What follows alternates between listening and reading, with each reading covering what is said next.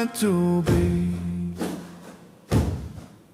The river shows the salmon running free, and the wind carries every gift meant for me. I see them when they're coming, I know them when they land. I take the ones I'm ready for, hold them in my hand. Whoa, wow. It all works out for me, like the tide through the sea. The songs and the stories find their way.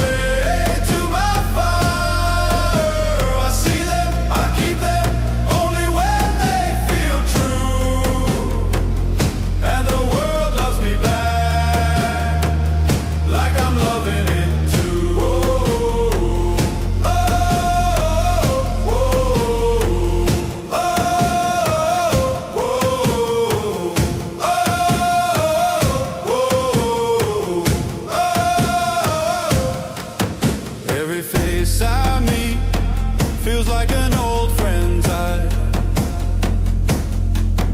Every place I stand is a place that's alive. I don't have to chase it, I just let it flow.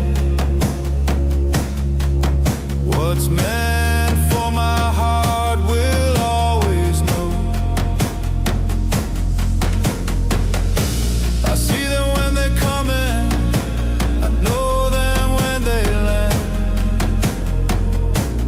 take the ones I'm ready for, hold them in my hand.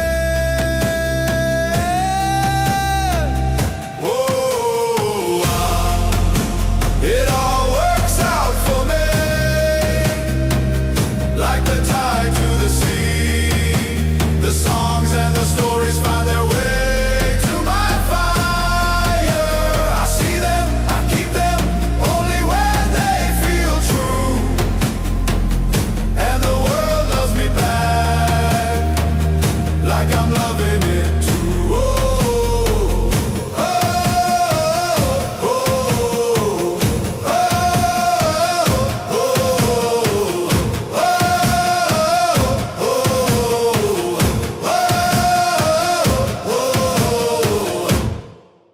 All right, welcome again.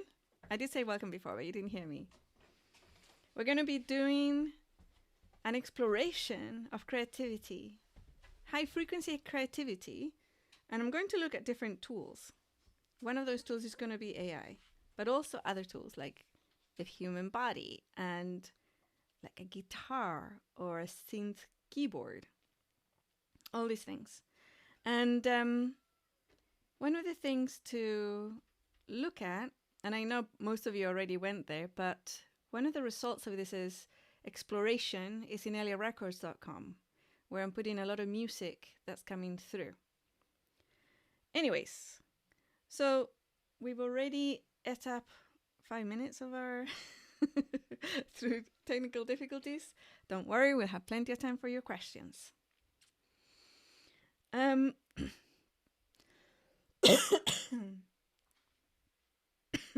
So now I've got voice issues.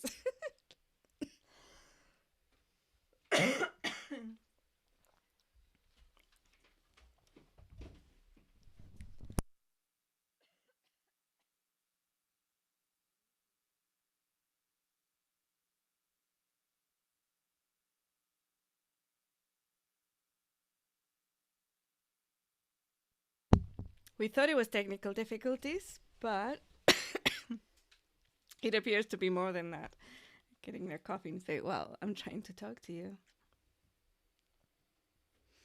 So, one of the items to look at... Oh, more water, thank you.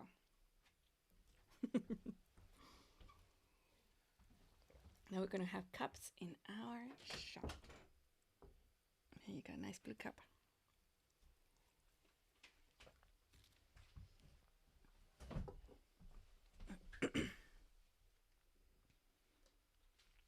I was looking at some of the questions that you have already posted on our Telegram group, especially for this call.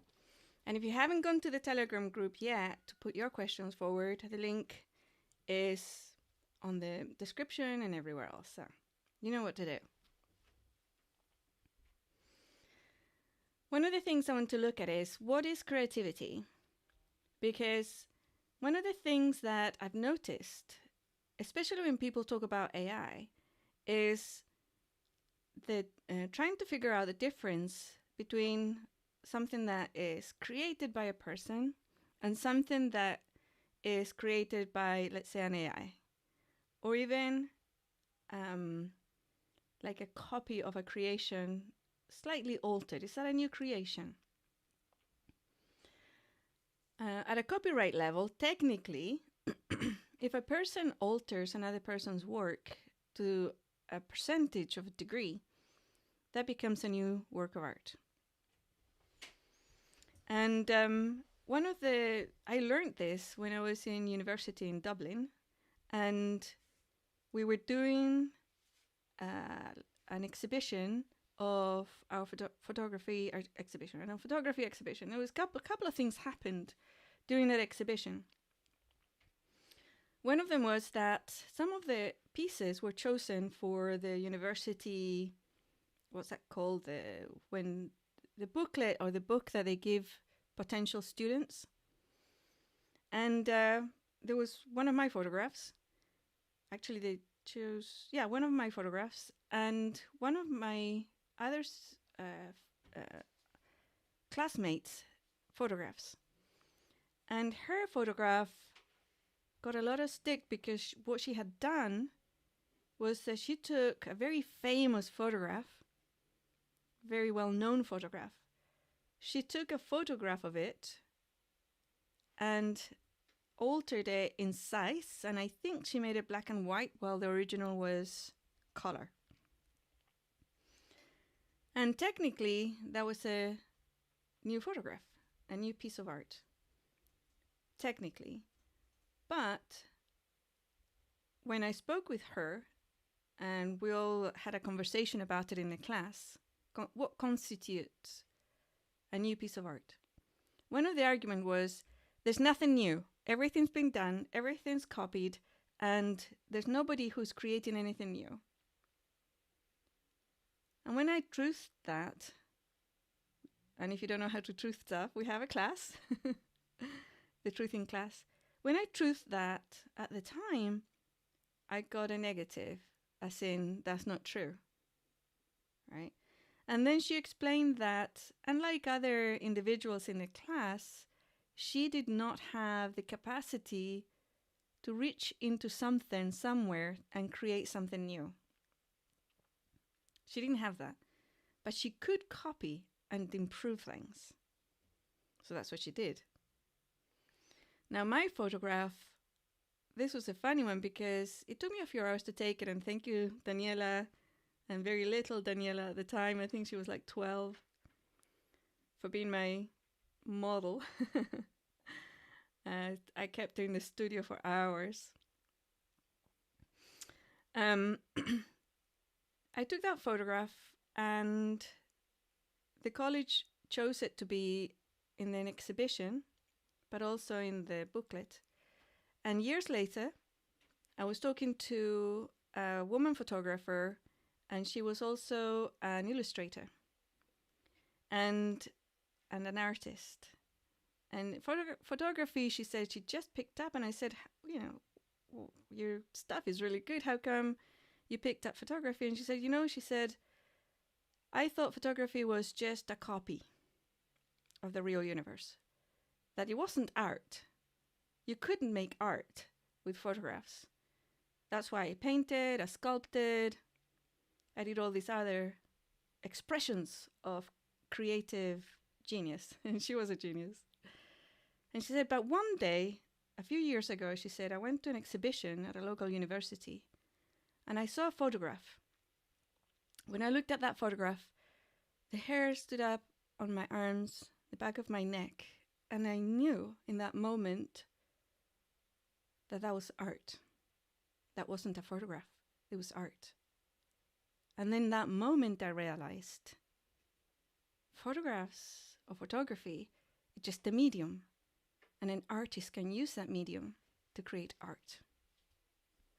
It was a piece of art, she said. And I smiled and I looked at her and said, what did that photograph, do you remember what it looked like? And she said, yes, it was the image. There was two top photographs actually, yeah. It was a two-piece piece of art, a two-photograph piece of art. She said there was this female, a young girl, and in one of the images she had a lace shawl on her head, and it framed her head really beautifully, and she looked innocent and beautiful, and it was perfect. It was the perfect photograph. The amount of light in her eyes, the shadows and the light reflections in her eyelashes, everything about her was perfect. Next to it, there was another photograph. And in that photograph, it was the same girl, same image, but the lace was in front of her face. And you could see her face behind the gaps in the lace. She said, in that moment, I realized that a message could be expressed. And I said, what do you mean by a message can be expressed? What message was that? She said, well, it's the hijack of the female form by the Catholic Church. And I'm like, what? Because I hadn't told her yet that those were my photographs. She said, yeah, because the true female is pure and powerful and gorgeous. But then when she goes to confession, she's placed behind this lace. And you can almost see her, but not. And then when she's behind that lace, she's full of sin. And I'm like, whoa, that is incredible. I never would have thought it. And then I said, well, those were my photographs. I'm the artist behind the photographs. And she just could not believe it, right? She's like, what? So it's like, what? But I'm sharing that story not like to get praise, because, I mean, I have the negatives, but I don't have the photographs anymore. They're actually in Chile in my auntie's house. I was never able to take them out of the country because they're considered art. And you can't take Chilean art out of the country. I think you need all sorts of licenses and things, so I couldn't get my photographs out of there after I took them there. But anyways, what I'm expressing here is that for many people, you can't create art using a camera. Okay. But once you break through that barrier, you're able to use that tool to really bring forth not just creativity, but what interests me personally, which is basically life force of the universe. You might call it the divine energy, the source energy. It's the optimum everything that you can pull in from the field of potentiality and into physical reality. And humans are the only creatures that can do that. So, having that little summary, there's a few more things that I want to share with you before we go into the Q&A. When synthesizers came out, you know, the keyboards, many musicians said, this is the end of music. You can just press a button and you have a drum kit. You can either press another button or press the keys and then you have a violin playing it, or a piano. So what's going to happen to musicians, like, quote, real musicians, unquote. And then real musicians took hold of it. And the most amazing creations came out of it. Amazing. Now, one of the things to look at is, or revisit, would be, why is it that humans are the only ones who create? What about other humanoid species?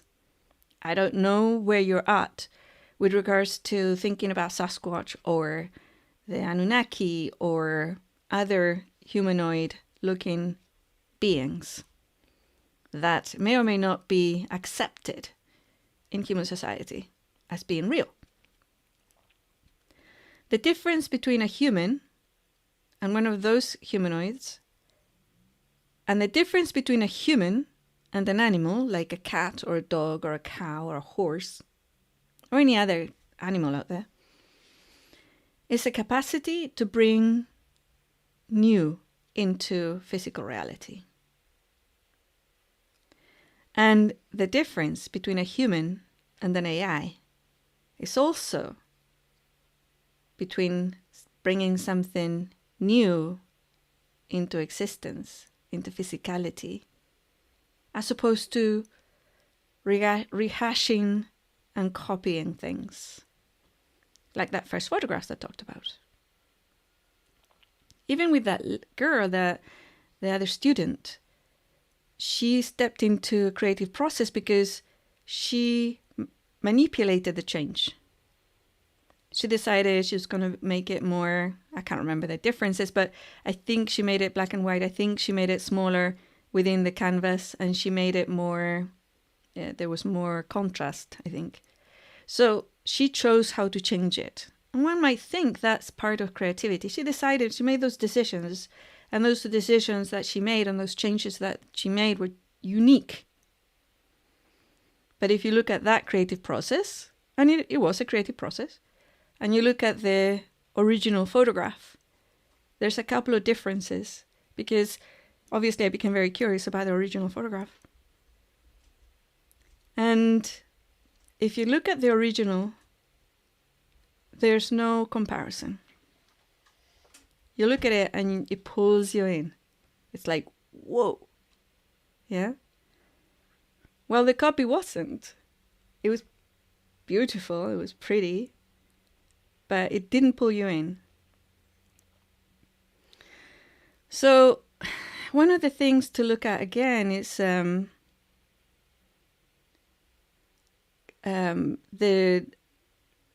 that's the difference between like a truly creative individual, truly creative, being able to pull something out of the field of potentiality that has never been in the physical universe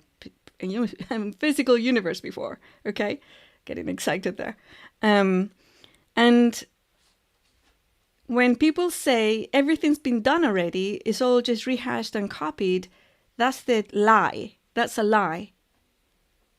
Humans bring in new things every single day.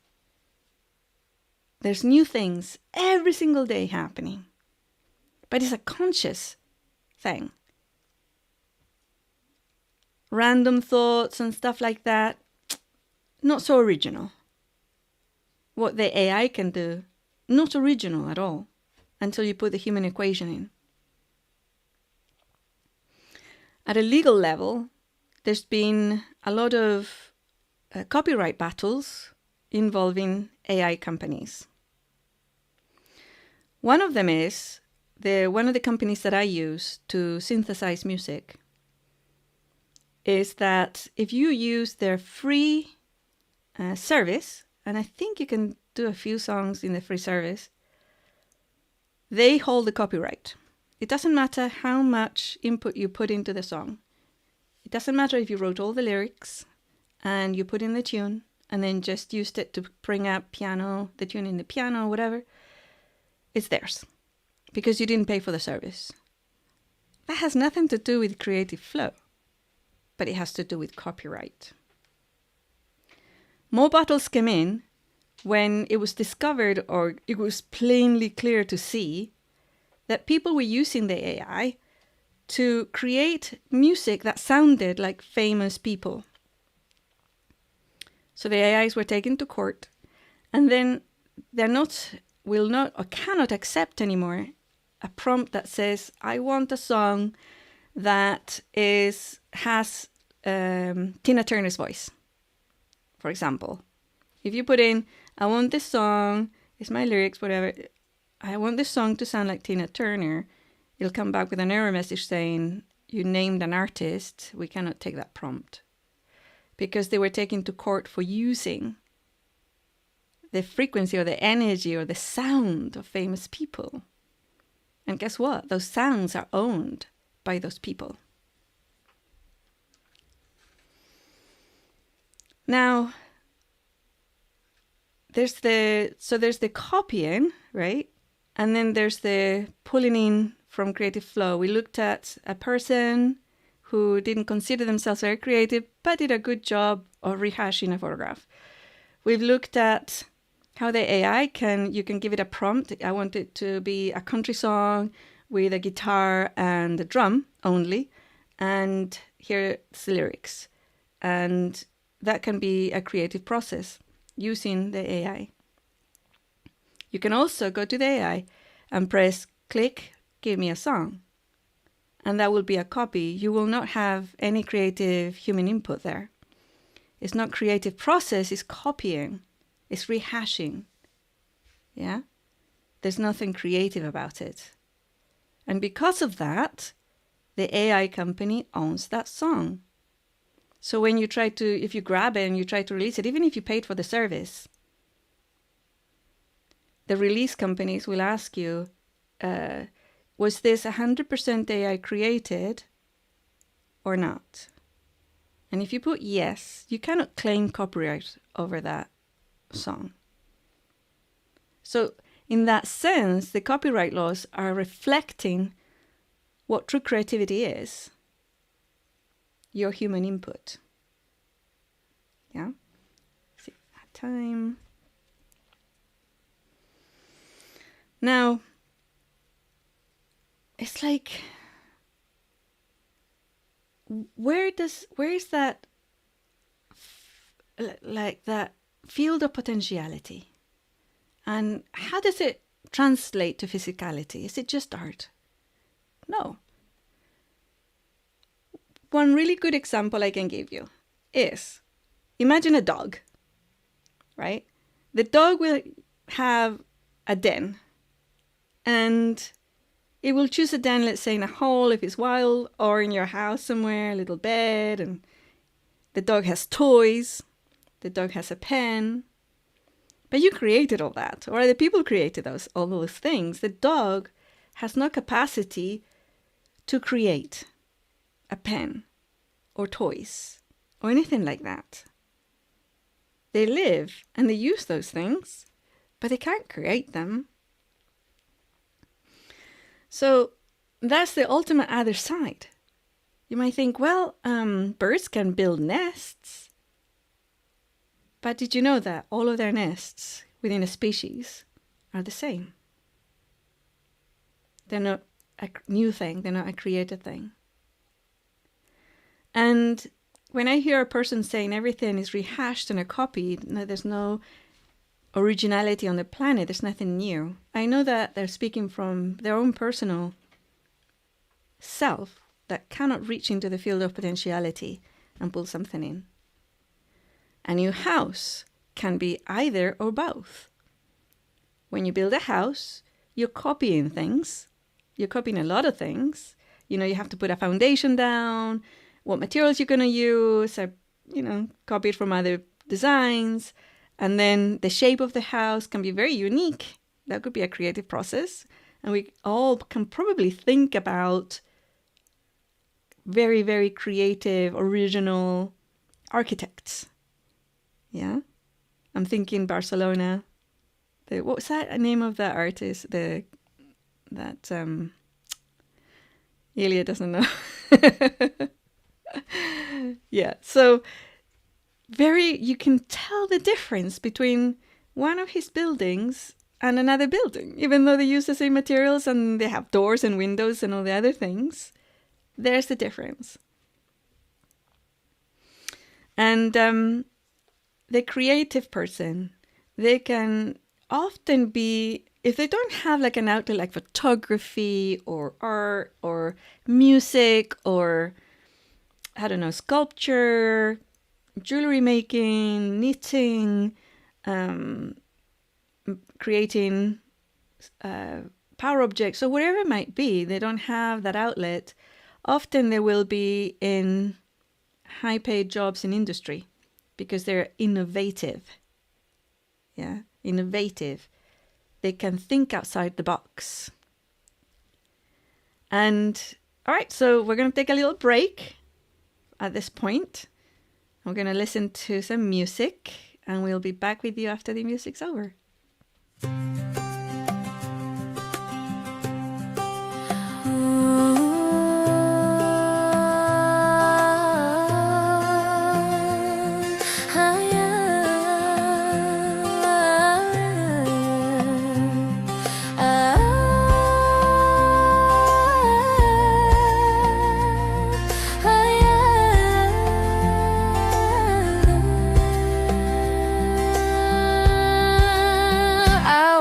And the day feels like it knows my name. Little signs in the sunlight calling me to play. I see the gifts the world is leaving just for me. I hold them in my hands and I take the ones I want. I love the way I can feel it when the moment is mine. I let the rest keep moving till the time ends right. It all works out for me, like the way the tide meets the sea. Inevitable, it happens here for me. Ideas find me easy. They've always been here. I see them, I receive them. Only take what feels.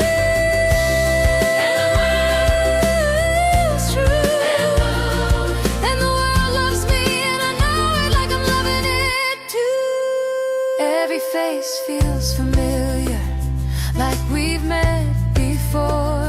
Every place feels like home. I don't need to chase it, it just knows where to be. Every dream that matters finds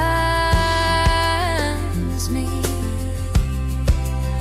I love the way I can feel it when the moment is mine. I let the rest keep moving till the time is right. It all works out for me, like the way the tide meets the sea. It's inevitable. Hades found me easy. They've always been here. I see them, I receive them. Only take what feels.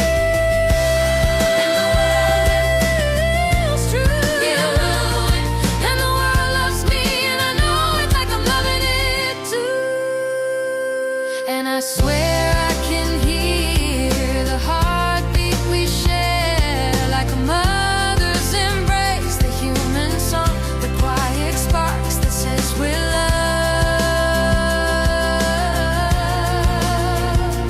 we're loved, we're loved. It all works out for me, like the way the tide meets the sea.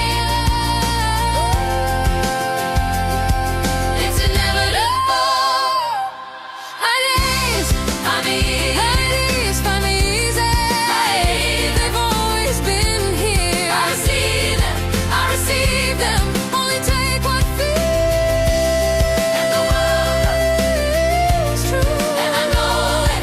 And the world loves me. And I know it like I'm loving it too.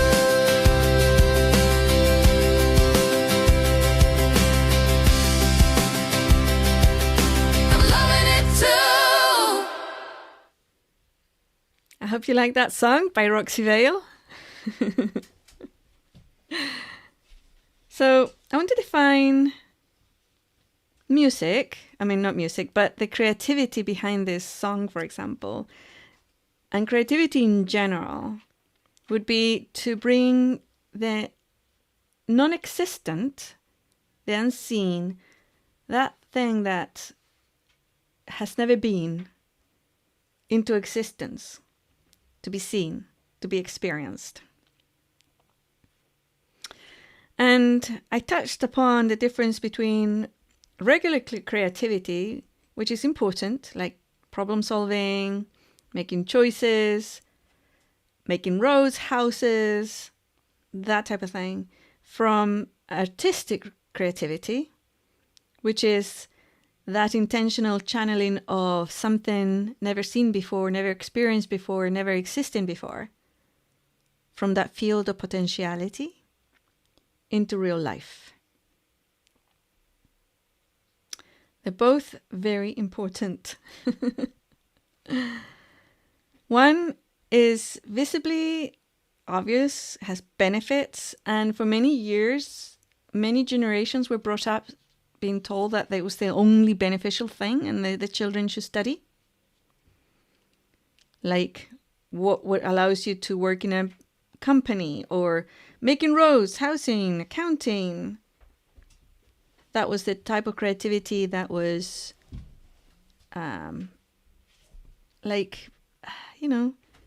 given all the value. The other one, not so much. But it's at the core of who and what we are. The ones that can express emotions, frequencies, and literally creates our game board. Because, emotions create reality. And then you have writing, music, crafts, other types of crafts, all the things. And you can really tell the difference. So I wanted to tell you a little bit about some of the songs that I've written and why the music returned. And that's what I call it, the return of the music, right? The music has returned. When I was 17, I was in a concert that it was a band that we had from people from England, Spain, Chile, a couple of other countries I can't remember. And we played Nueva Canción Chilena, which was a type of revolutionary song or like a folk country song, but it doesn't sound like country music. It sounds like more a mix between Native American, classical, and modern music. And I was singing a song by Victor Jara called Luchin. It was a place in London. It had about 2,000 people listening, and it was an event held by Amnesty International. And it was to bring, what's it called? To bring awareness into the evil of torture around the world. That's where I was at the time. Very relevant to my own family and my family history. Anyway, I was singing this song, and the guitar player, he was a Spaniard who played the classical guitar. And all he had to do was just every now and then play the guitar, like a few little notes on the guitar. The rest was... And I sang this song, and I really delved into that song. And I started singing it, and I could visualize the entire song. It was a beautiful song about a little kid playing in the mud with a horse and a ball. And when I finished, and this is, after we played a few songs and people were clapping and all happy and everything, I finished the song and there was silence. I don't know if you've ever heard 2,000 people being quiet, but it's a little bit. I opened my eyes because I had my eyes closed to bring that song in. And when I looked, I saw that people were crying in the audience. And when they saw me open my eyes and look at them, you could hear them crying, and then they all stood up and started clapping. And at my 17-year-old self, who had a very mature emotional body, I interpreted that to be, I'm bringing suffering to the world. That's why they're crying. I'm bringing suffering, and that's not what I'm here to do. This is the opposite. The world has to be higher frequency. We're not going to indulge in suffering. So I stopped singing. Yeah. And so that, to me, was the first part of the end of music. However, I was studying the classical guitar. I was studying to be a soloist in this classical Spanish guitar. So I carried on doing that, and I started channeling all my creative energy into that. And the music that was coming out of that, it wasn't necessarily what I was playing, because I remember more than once, because in my house, where I live with my mother, she always had people staying over. She always had people visiting every day. And I remember more than once I would set myself up in the living room to do my chords. You know, if you're a musician, you know you have to go la la la la la la la la la la la la la la la la la la la over and over and over, and then the different positions in the fingers and your hands with the guitar. So I was doing the chords up and down, up and down. And I opened my eyes, and there's a few people in the room. I can't remember how many, like, I don't know, maybe 4, 6 people sitting in the living room looking at me like, and some of them also had tears in their eyes. And I look at my mom, and then, okay, well, that's just the scales, sorry, chords, not chords, scales. That's just the scales. See you later. And I left, right? And then I can't remember a conversation they had with my mom or one of the people who was in the room. I'm like, what's with the people, you know, watching me while I do my scales? I didn't know there was anybody in the room. That's kind of disturbing. And they said, you have no idea what you're doing, do you? And I said, what are you talking about? It says, that wasn't the scales. That was divinity. That was source energy. It was like infused the entire room, and it just gave life. It was inspiring. It was everything. I said, it's just scales. So you can see there that your instrument can be part of the equation, right? But it's not the full equation. So, you know, it's like soon after that, when I was 18, I had a motorbike accident. I injured my hands and my back and my brain. And I wasn't able to play the guitar. In fact, I couldn't play any instrument. And I literally lost music and numbers. So that was the end of that. It was finished. It was strange to live a life without music. I would play the, you know, tunes from the radio or CDs afterwards, or at the time the cassettes. I don't know if any of you remember cassettes. But you know, that was music. I was just a listener. I'd like to sing along, but that was about it. And it continued like that. When we looked at 2025 in December, I remember seeing the return of music. The music returns this year. That was really great, the music returns, because I understood it to be something else. And this is where we're going to look at the dark and light, okay? We are splitting away from a light-dark paradigm into light, into our natural state. The music industry is used and has been taken over by the dark side of the light-dark. I've had personal experiences around that. We talk about it in one of the podcasts from Driving to the Res. If you're not familiar with my podcast, go to drivingtotheres.com. It's very good, even if I say so myself. But anyways, it was like, I liked some of the music, but most of it I couldn't listen to because it was dirty music. It was, and I'm not talking about like sex, I'm talking about energy. It was necrotic, it was rotten. It was taking source energy, but from some very dark, low frequency places. And most of you probably have heard how musicians make deals with the devil and things to become famous. Anyways, so even the years that I spent creating, not creating, but actually listening to music, all of those years, it was really difficult to integrate music into my life because it was so dark, right? So, one of the things that happened during that call in December 2024 when we looked at 2025 is that I got really happy because I understood that the return of music was the return of real music, the truth about music.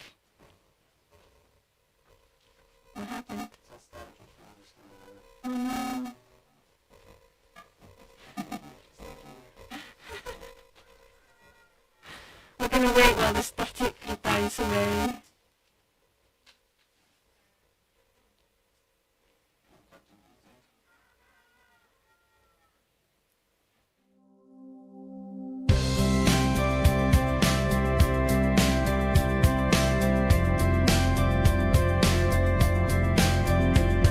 Sidewalk blooms in colors I've never known.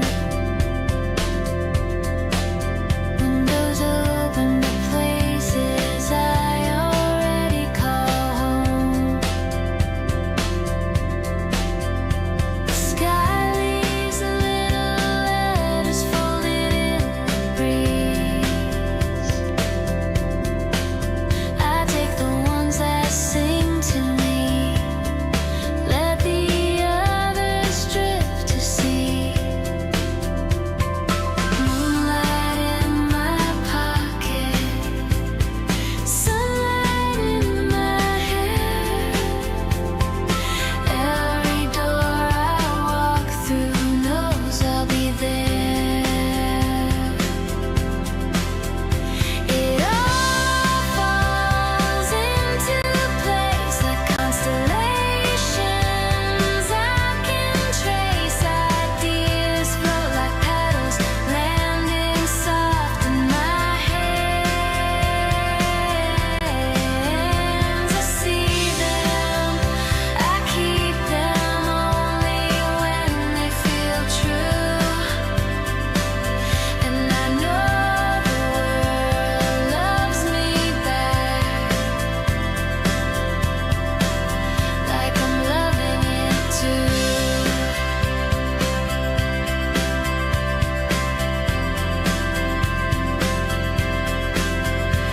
Every stranger's a mirror with a secret smile. Every street is a ribbon that's been waiting a while. The timing's a language I've started to speak, where the music meets the moment. Everything's unique. Moonlight in my pocket, sunlight in my hair. Every door I walk through knows I'll be there. It all falls into place like constellations. I can trace ideas float like petals landing soft in my hands. I see them, I keep them only when they feel true. And the world loves me back, like I'm loving it too.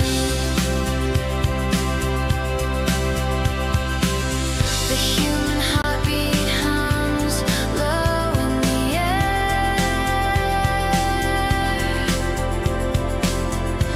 Every breath we take is a song we share. We're loved, we're loved, we're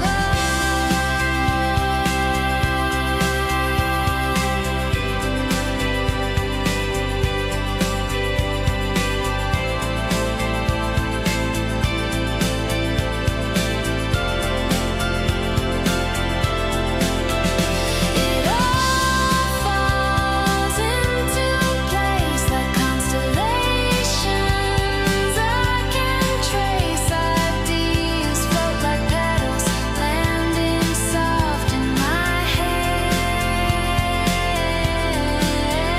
I see them, I keep them only when they feel true. And the world loves me back,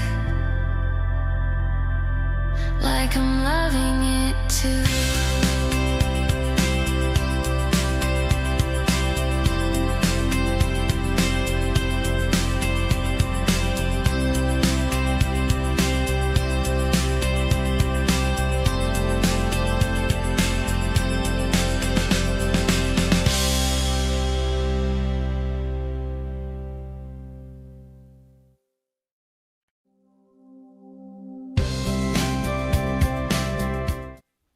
Can you hear me now?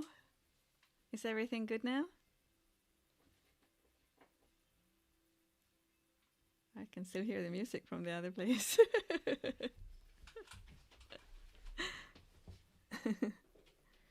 Guess they'll tell us if it's not working, right? Because there's no way for us to tell, or can you tell from here?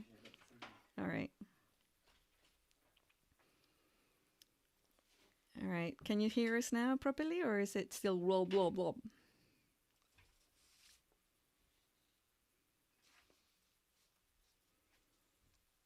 Yeah, it's good. Excellent. All right. So we were talking about, before YouTube decided to blah, blah, blah us, how the dark has been using music and the musical industry to bring darkness into the world. Nasty stuff. And to me, that was a problem because I was a listener of music, and there were so many songs I wouldn't and refused to listen to because they had little drops, and sometimes the entire thing was just dark. But mostly it was a nice tune, some nice song, but then the lyrics were just horrific. And sometimes it was the music that was negative and sharp. So we only have a few minutes before we start on your questions. And I'd like to say that to me, in 2024, when we looked at 2025, and we're going to put the link there to where you can get that recording. The return of music meant it was going to become the path of source energy, high frequency energy back into the earth that was going to help people step into the high frequency paradigm, right? Or create it, I should say. Co-create the high frequency paradigm within themselves and then out. And then it also became clear to me that what really interests me also is that power, that human power, the human power of creation, of reaching out into nothingness, into non-existence, into potential, and pulling something out that's completely new. That has fascinated me my entire life. That's it. So I decided to talk about it and to use it and create it, and to talk about other people who are interested in doing that, and giving them the tools that I've learned and the tools that I've come up with to make sure that it's a high frequency creation, that it's not hijacked, not filled with other items and things that might be running within us while we're doing that. And one of the tools of creation, and my music, I can tell you the example of it. I also I paint with acrylics. I create power objects, jewelry.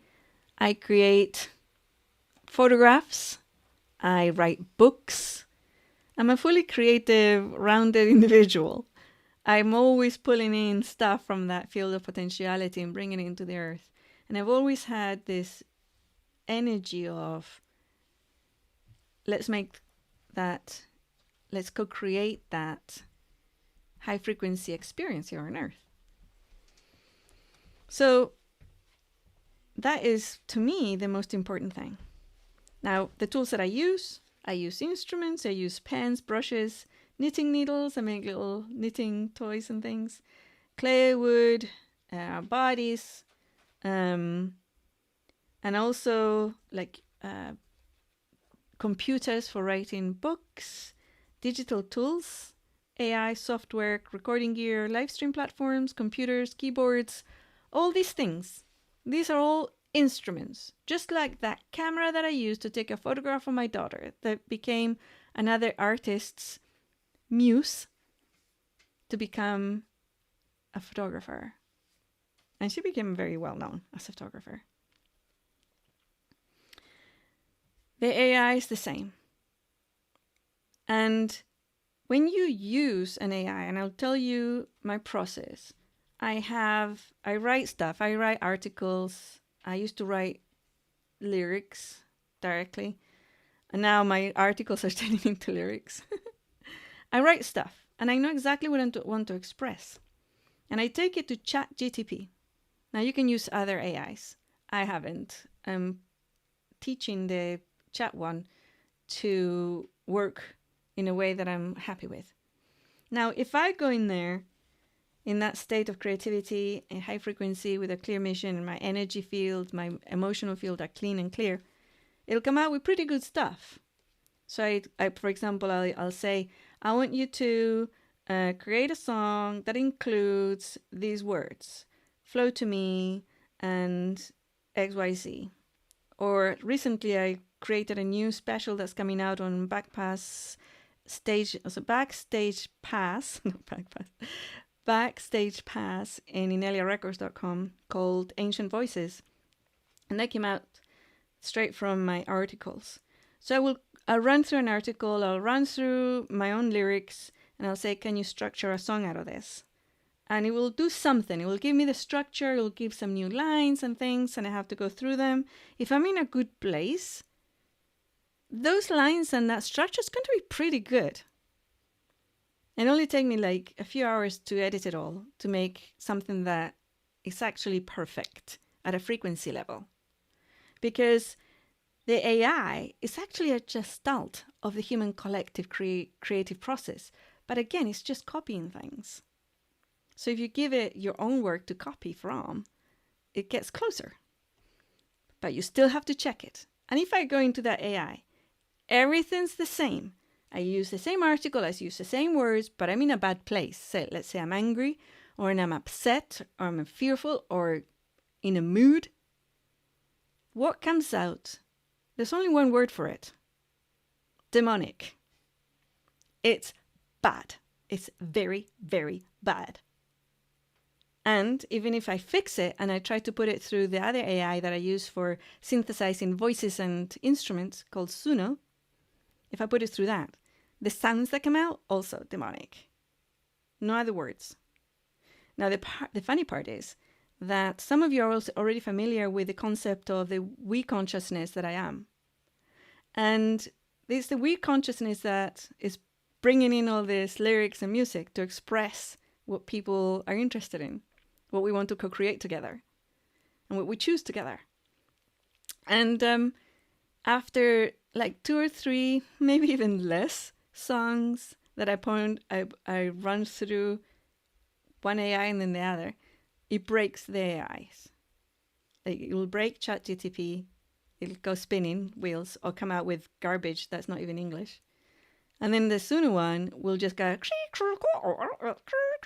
sounds. It's not synthesized voices or anything. That happens every time. So the AI is just a tool. We're talking about, the other day I was like talking to Daniela, my daughter, talking about recording machines. And I have a collection of melted recording machines. I used to talk about how my computers used to blow up. Literally, I had one of those fire extinguishers for electronics next to my computer all the time. All the way up through the 90s, early 2000s, and all the way to 2014, around that time, I had to have that next to my computer because it would literally burst into flames. I used to break the telephone wires in my house. If I used one line too much, it would break. So there's energies that we are that can affect. No matter what tool you're using, it's going to affect it. And any output that you have is going to affect it. So, with that said, remember, your creativity is your superpower. And I'm going to answer some questions that are really good and I think express how to go about making sure that this is high frequency with what you're creating. So you can be responsible, able to respond to reality and bring something amazing in. Okay, after the break.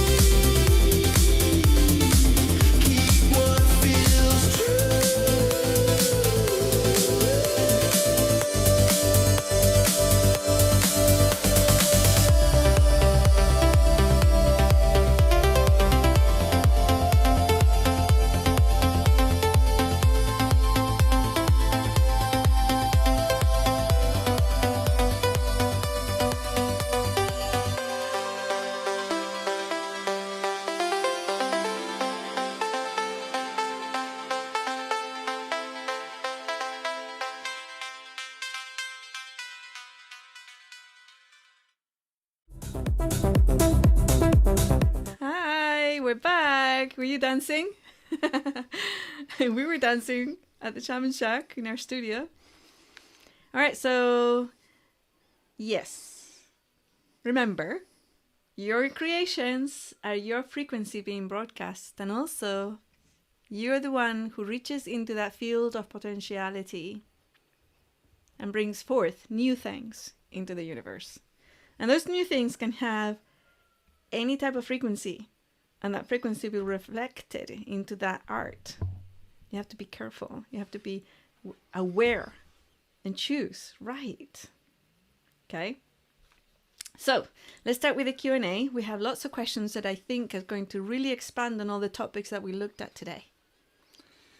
Yes, I'm going to read the questions. Okay. Hopefully everybody can hear me. If not, somebody will let me know. Can everybody hear Ilia?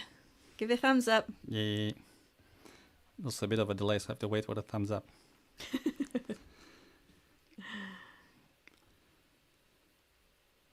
Okay. Yes. Excellent. Okay. Let's go for it, Ilia. So, first question from Cinziana. I'd love to know more about the process of testing words/lyrics for dissonance resonance and the process of cleansing the energies behind the info that comes into to be expressed. Okay, let me just write that down there. So testing for resonance dissonance Mm-hmm. and cleansing the energies behind the info that comes in to be expressed.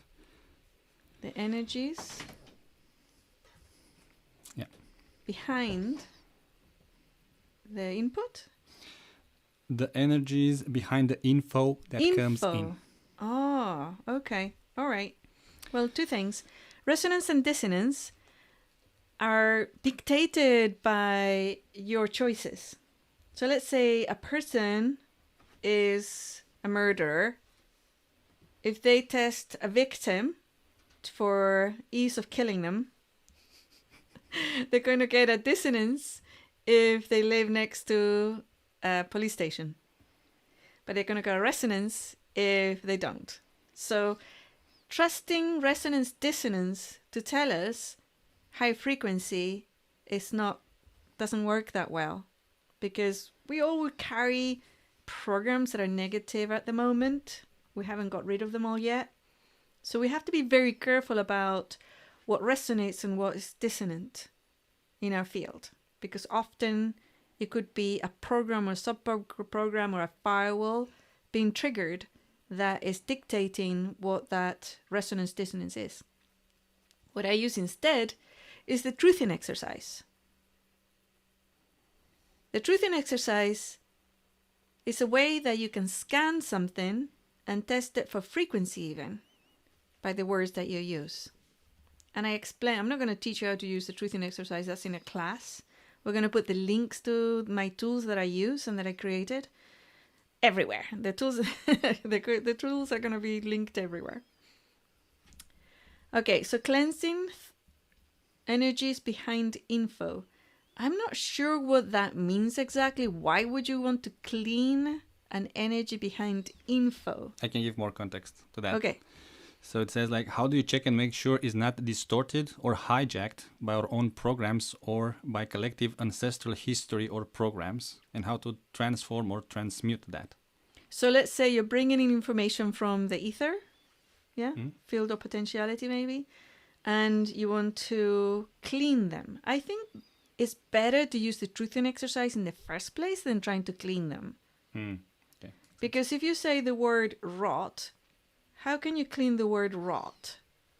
You can't. Yeah? You might say, oh, I'll use the word decay instead. But it kind of means the same thing. So why don't you have a look at what the information's coming in and seeing if it's actually reflective of what you want to bring in. I actually wanted to talk about putting manure in my plants. Right? So, okay, let's try a different word then. How to nourish your plants using manure. Yeah. So do you see the difference between resonance and dissonance and truthing? Yes. You don't clean, right? But you can tweak until it's completely what you want, high frequency. Yes, I see some questions on YouTube where we would find. No, we're not using YouTube as questions. On though. it's they ask for the tools. Oh, okay. So I want to say that No we are questions. going to post a link to a bundle we've created especially for this Oh yeah, that's event. a great bundle. And it's a great bundle, has a super deal on it. So it will be posted at the end though. So all the tools that Inelia is referring to will be in that bundle. Yes. Yep, at the end. All right. All right. So next question also from Cinziana, and it's a bit long, and I'll give you all the context so you can answer in that Okay. context.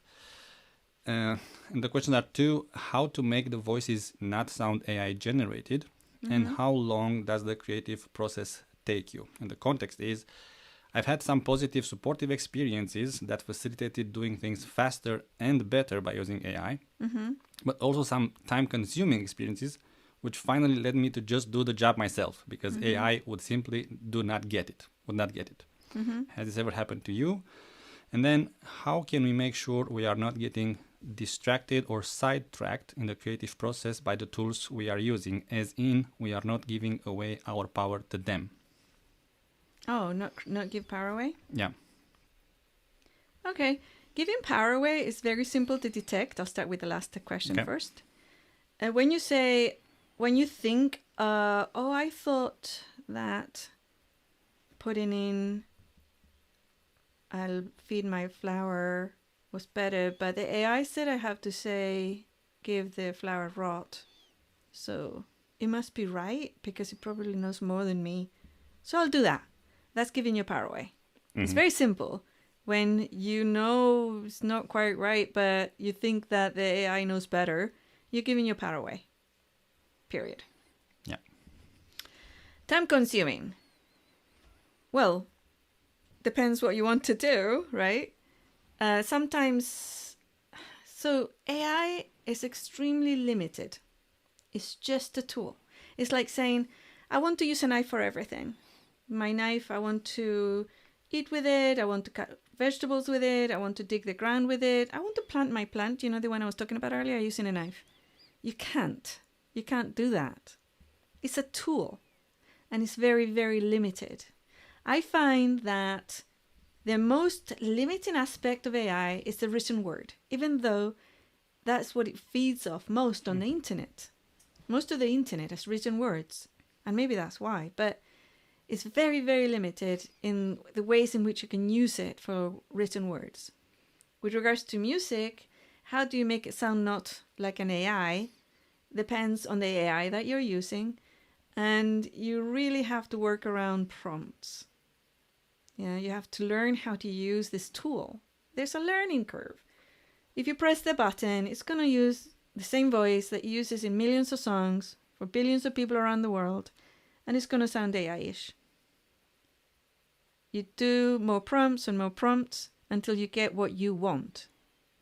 And if you can't get what you want, just scrap it, delete it, and start afresh. Yeah. But it's just like any tool. You have to learn how to use it, but also it can't do everything. It really can't. I use a lot of other sounds and instruments in my recordings that I put in after the fact. So I download them as, I can't remember the name of, what's it called? There's a little button on Suno that says download it as stems. Ah, okay. Yeah. And then I upload them on my computer as stems, and I delete ones and I put other things there, you know. So I work with that. It's like sometimes it'll come out and do exactly what I want, but most of the time I need to do that. So it's a process of using your tool. Yes, makes sense. So the next question is from Heather, and she references the podcast about creating music with AI.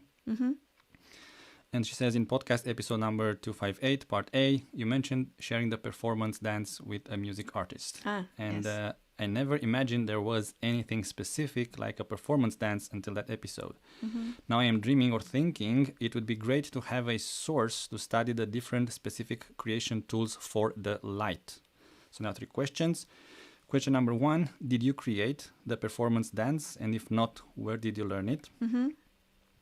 question number 2. Also in the episode, I think you mentioned the artist that the performance dance was just the beginning of what's possible. What other tools are available to bring in the light like this? And final question in this set, can this tool be used for non-arts types of creative endeavors, like, for example, investing or building the new paradigm systems and structures? Is there an, quote, investor/builder dance? Maybe dance isn't the right tool in this case, but if there is some other creator's tool. I love it. I love the visuals on that. Yeah. A builder's dance. Excellent questions, by the way. Yep. So for anybody who hasn't heard that podcast, the performance dance is a story I told about a musician who used to get stage fright every time he went on stage, and he was is an extremely well-known singer and performer. But the solution that was given to him were drugs and alcohol, and he was wanting to go sober at the time when I met him. And when I looked and he told me the story of what happens, I knew exactly what was going on. Why and how did I learn it? Like I said before, even as a child, I used to be a performer. Yeah. So I used to sing music and I used to play musical instruments on stage. I also joined a theater group, and there's something I could watch and see because I can perceive energies. Literally, I can see them with my physical eyes. I can see energies moving through time and space and people. And I could perceive the energies from the audience. Okay? And to me, it was like I could watch the other people in my band and how they would behave around those energies. So there was one person who really wanted to be the lead singer, right? And at the time, she couldn't sing. Later on, she took singing classes and she actually learned to sing. She was actually really good. But at the time of the band, she couldn't sing. And also she would get on stage, and she was a Leo, so she loved the attention, but she didn't know what to do with it.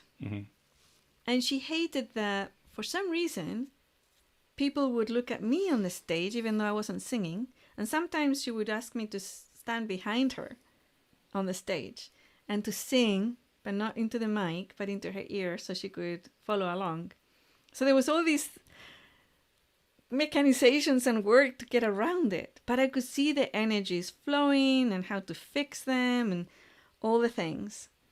And there was one performance that was a really hard one. It's a really hard performance. It wasn't a large audience, probably I'd say 200 people, something like that. And I can't remember what happened.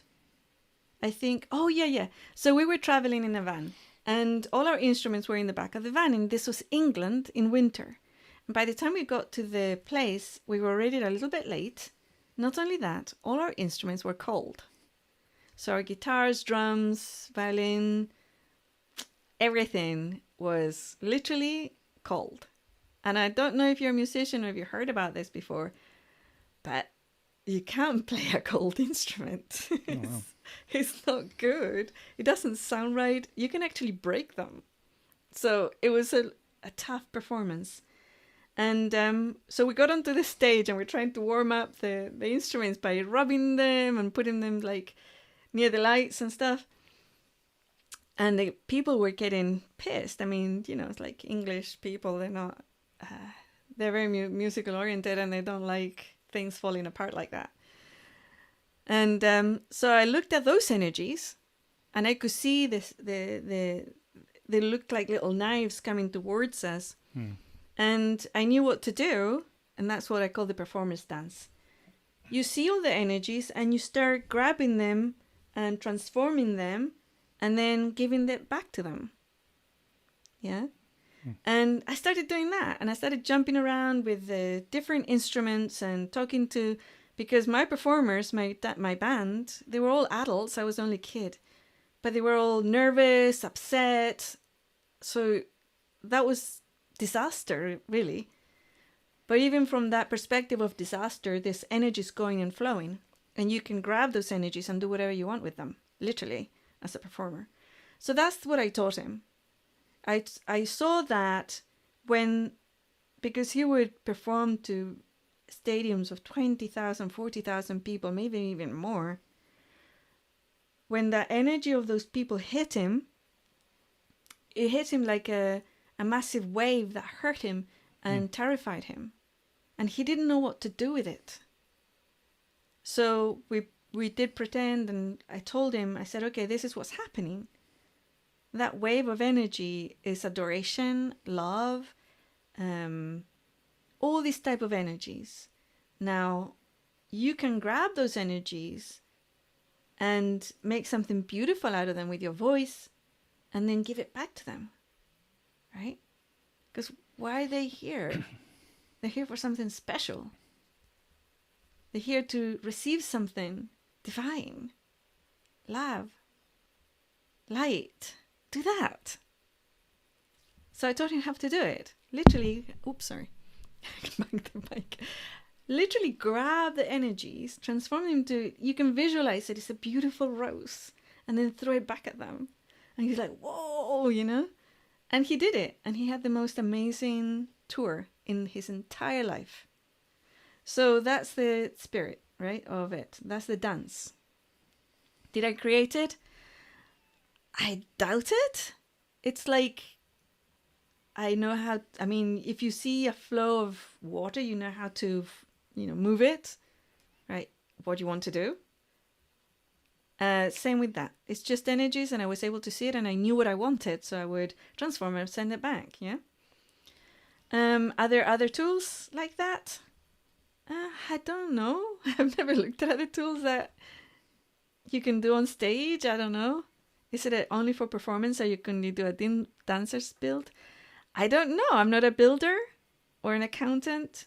I don't think so, because the dance has to do with an audience. Yeah. The audience has energy coming through their eyes and through their bodies, like going towards the performer. Yeah. And that's what you dance with, the audience and the audience's energy. Like when I was 17 and the audience cried, I was too immature at an emotional level to even interpret it correctly or know what to do with it. I just thought, oh my God, I'm bringing suffering into the world. I'm going to stop now. Because I wasn't wise. I didn't know what was going on. And I saw that wave coming at me and I didn't understand it. So I didn't want to dance with it anymore. I thought, I'm doing something evil here. Of course it wasn't. Most of the people, they couldn't even understand the words, right? But also, it was emotion. It touched something deep within them. And it wasn't sad tears. It was happy tears. It was touched.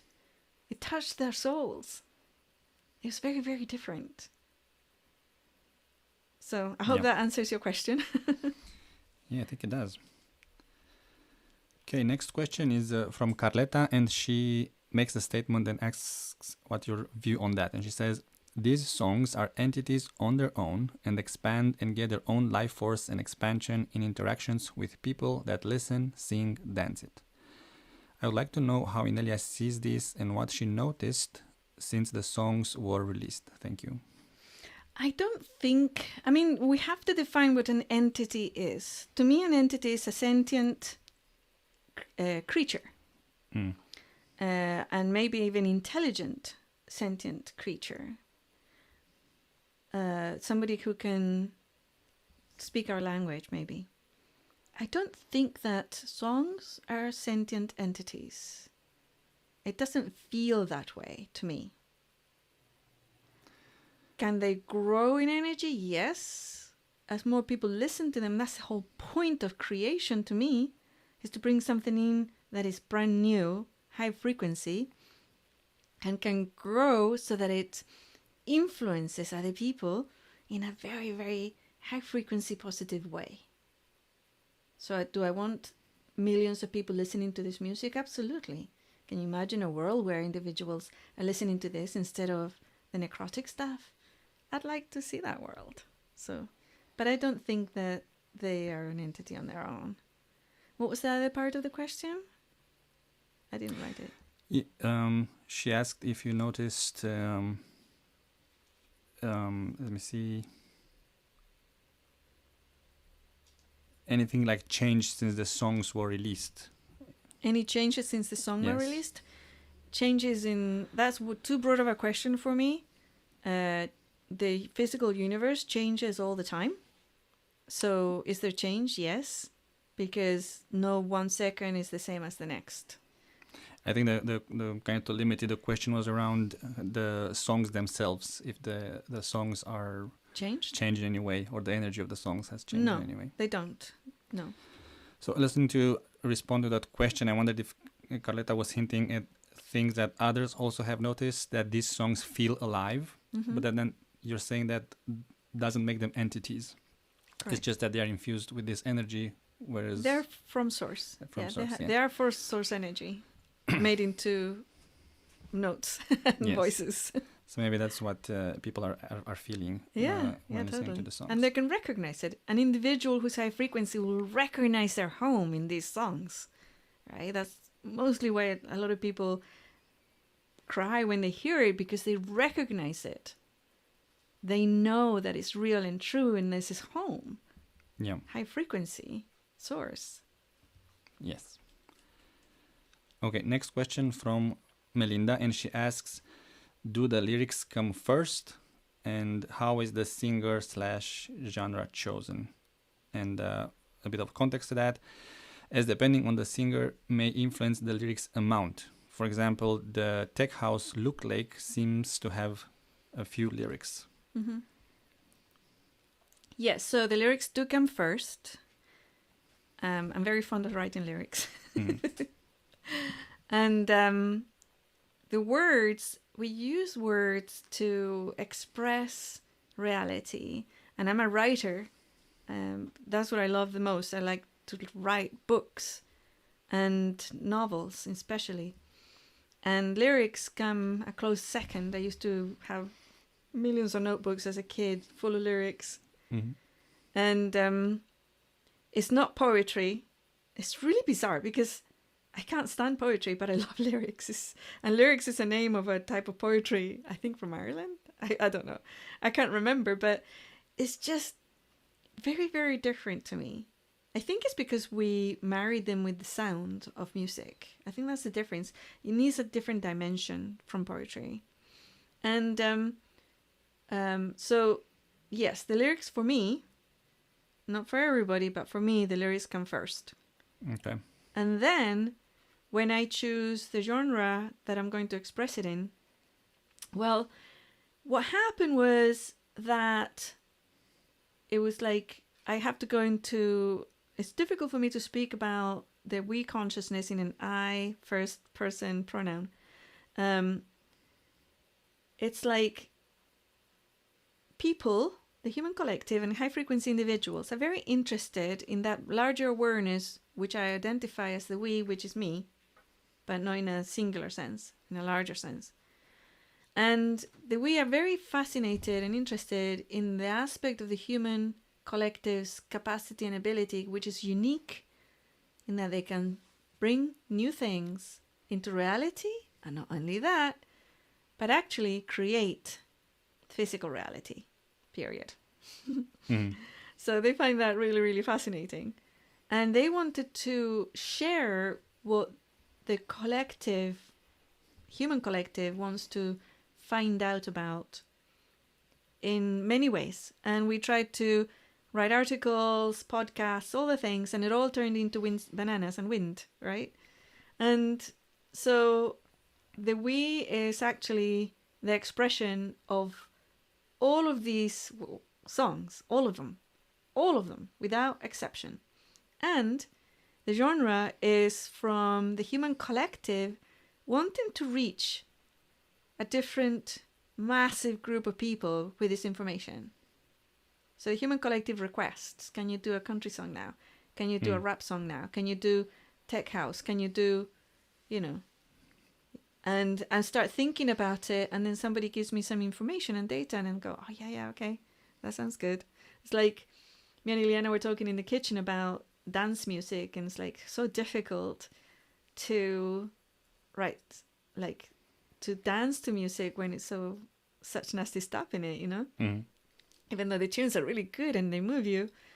And I was thinking about dance music, but I didn't quite know where to go with it. So I started asking her, like, what's it called, 20 questions. And then I started getting a lot of data, and I tested that data, and we came out with a couple, which was Tech House and Leomar, which is a reggaeton, urban Latin. And it felt really good. Yeah, really, really good. I really liked that.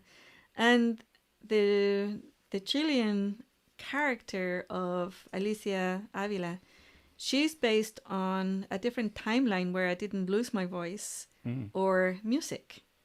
So basically, she's singing what I was singing. I'm singing the other timeline. Okay. But the words are still from that larger expanded awareness, right? The we. So that's how it comes about, the genres. And Roxy Vale, again, is like the expression of what I would sing if I hadn't dropped music or, you know. And originally, when I started creating this project, the plan was I will create the music, then separate the stems from the music and the voice, and then I'll sing it. Mm-hmm. But we don't have a sound studio to record voice. So I thought, and that's just feels like a firewall to me. It's going to delay the release of this music maybe a couple of years while we get our act together. So no, I'm just going to release it as it is. And it is what it is. Do I want to sing them? I think they will make great karaoke songs. I think we should have a karaoke party at some point. Yes, me too. All right, so that's that. And there's a second part to Melinda's question. Then I would love to know more about the process of deriving the melody and refining this and adding the voice singing and the extra sounds, other instrument and singing sounds. Mm-hmm. And then we've talked a bit about the stems and adding your own sounds and things like that, but I didn't think you touched on deriving the melody. And kind of to give more context to this, unless our audience hasn't figured out, we so far have listened the same song, Flow to Me, in by different artists. Mm-hmm. So that would speak to how did you derive the melody, because it's different. The melodies sound very differently. Yeah. So one of the things that come in our genre, right? Like you said, tech house is a very different sound beat instruments than, let's say, Roxy Vale, which is soul rock. Yep. Okay. Or Glass Daisy, who's dream pop. So the genre will dictate a lot of the instruments. With your prompt, when I use prompts, I tell them the instruments that I want. I tell them the key and the key progression. So let's say A minor and then a progression of 4 keys that go with it, or C major and a progression of keys that go with it. I will tell it that. Yeah. And then the voice, the key of the voice needs to match that. So usually it does it automatically. Not always, but it usually does. The tune, that's where it gets a little bit harder. You can actually just hum a tune and add it to your AI and then tell it to create a 3-minute version of that tune in, let's say, classical piano and drums. And it will do it. Often it will add stuff to it. But you can get rid of that stuff using the stem method. So yeah, it's more involved when you go into this type of details. So this means you kind of have a melody in mind or in your head as you go in, rather than just hoping the AI hits the jackpot. Right, okay. Right. Often when you just press go, it will give you a copy of 10,000 million songs that is created for other people. They sound the same. Yeah, makes sense. Maybe in a couple of years it will be different, but so far that hasn't been my experience. what makes more sense to me is when you liken AI to an instrument and you have to play it, not just if you press the same key over and over, you're going to get the same note. Mm-hmm. You have to, play it. Okay, next question is from Lori about licensing. And I know you've touched on this, so let's see if there's anything new. So how to license, copyright and recommendations you have, and a short list of pitfalls to avoid, perhaps. Don't use the free versions of your AIs. Always pay for them. That will give you automatically a level of protection for your work. Okay? Yeah. And then you can go further and use a company that will copyright your art, music, books, whatever's. Okay. You can also keep records of your creative process. So if anybody ever claims that there is their work, you can take them to court and show your stuff. Yeah. Next question is from Shervin, and it's about translations of some of the lyrics from Iron Cedar. And can I read the lyrics and the translations for them? I would have to know the song, because here's the thing. Usually with Iron Cedar, what I do is because Larry is Maka, so we can use the Maka language. With his permission, I translate the lyrics into Maka. So actually, if you want to know what it's saying, just listen to what came before or after the lyrics, and you'll know what it says. Well, let's take an example. I stole her from the city, and it starts with Yatla Hey. I stole her from the city. That to me feels like too short to express. I know, it's stole weird, isn't it? Oh, but it is? Yeah, That's it what is. means? Exactly, that's what it says, yeah. Oh, wow. Makai is very compressed. In some ways. Or you can say yes in English, and you'll have like a 10-minute sentence in Maka, you know? Oh, because it's not the interesting. same background, because most European languages are from a background of Latin and Greek, but or a Nordic, one of the Nordic languages as well. But yeah, these are completely different languages. Yeah. Yeah, so what you're saying, the translation comes right after the words in Yes. Maka. So Either that before or makes more sense. after, you're gonna have the words. Yeah. Right. Okay, next question is from Anne, and she asks which has a higher possibility to come first: the AI gets perfect pitch, or a human singer covers Inelia or the Wii music, and which option does Inelia/the Wii prefer? I look forward to people doing covers for my songs. I look forward to that. Yeah. It's like if I was to sing the songs, it probably will be more powerful than the AI. Just like if you go and listen to a live performer, it is actually more powerful than if you play it on the radio. Mm-hmm.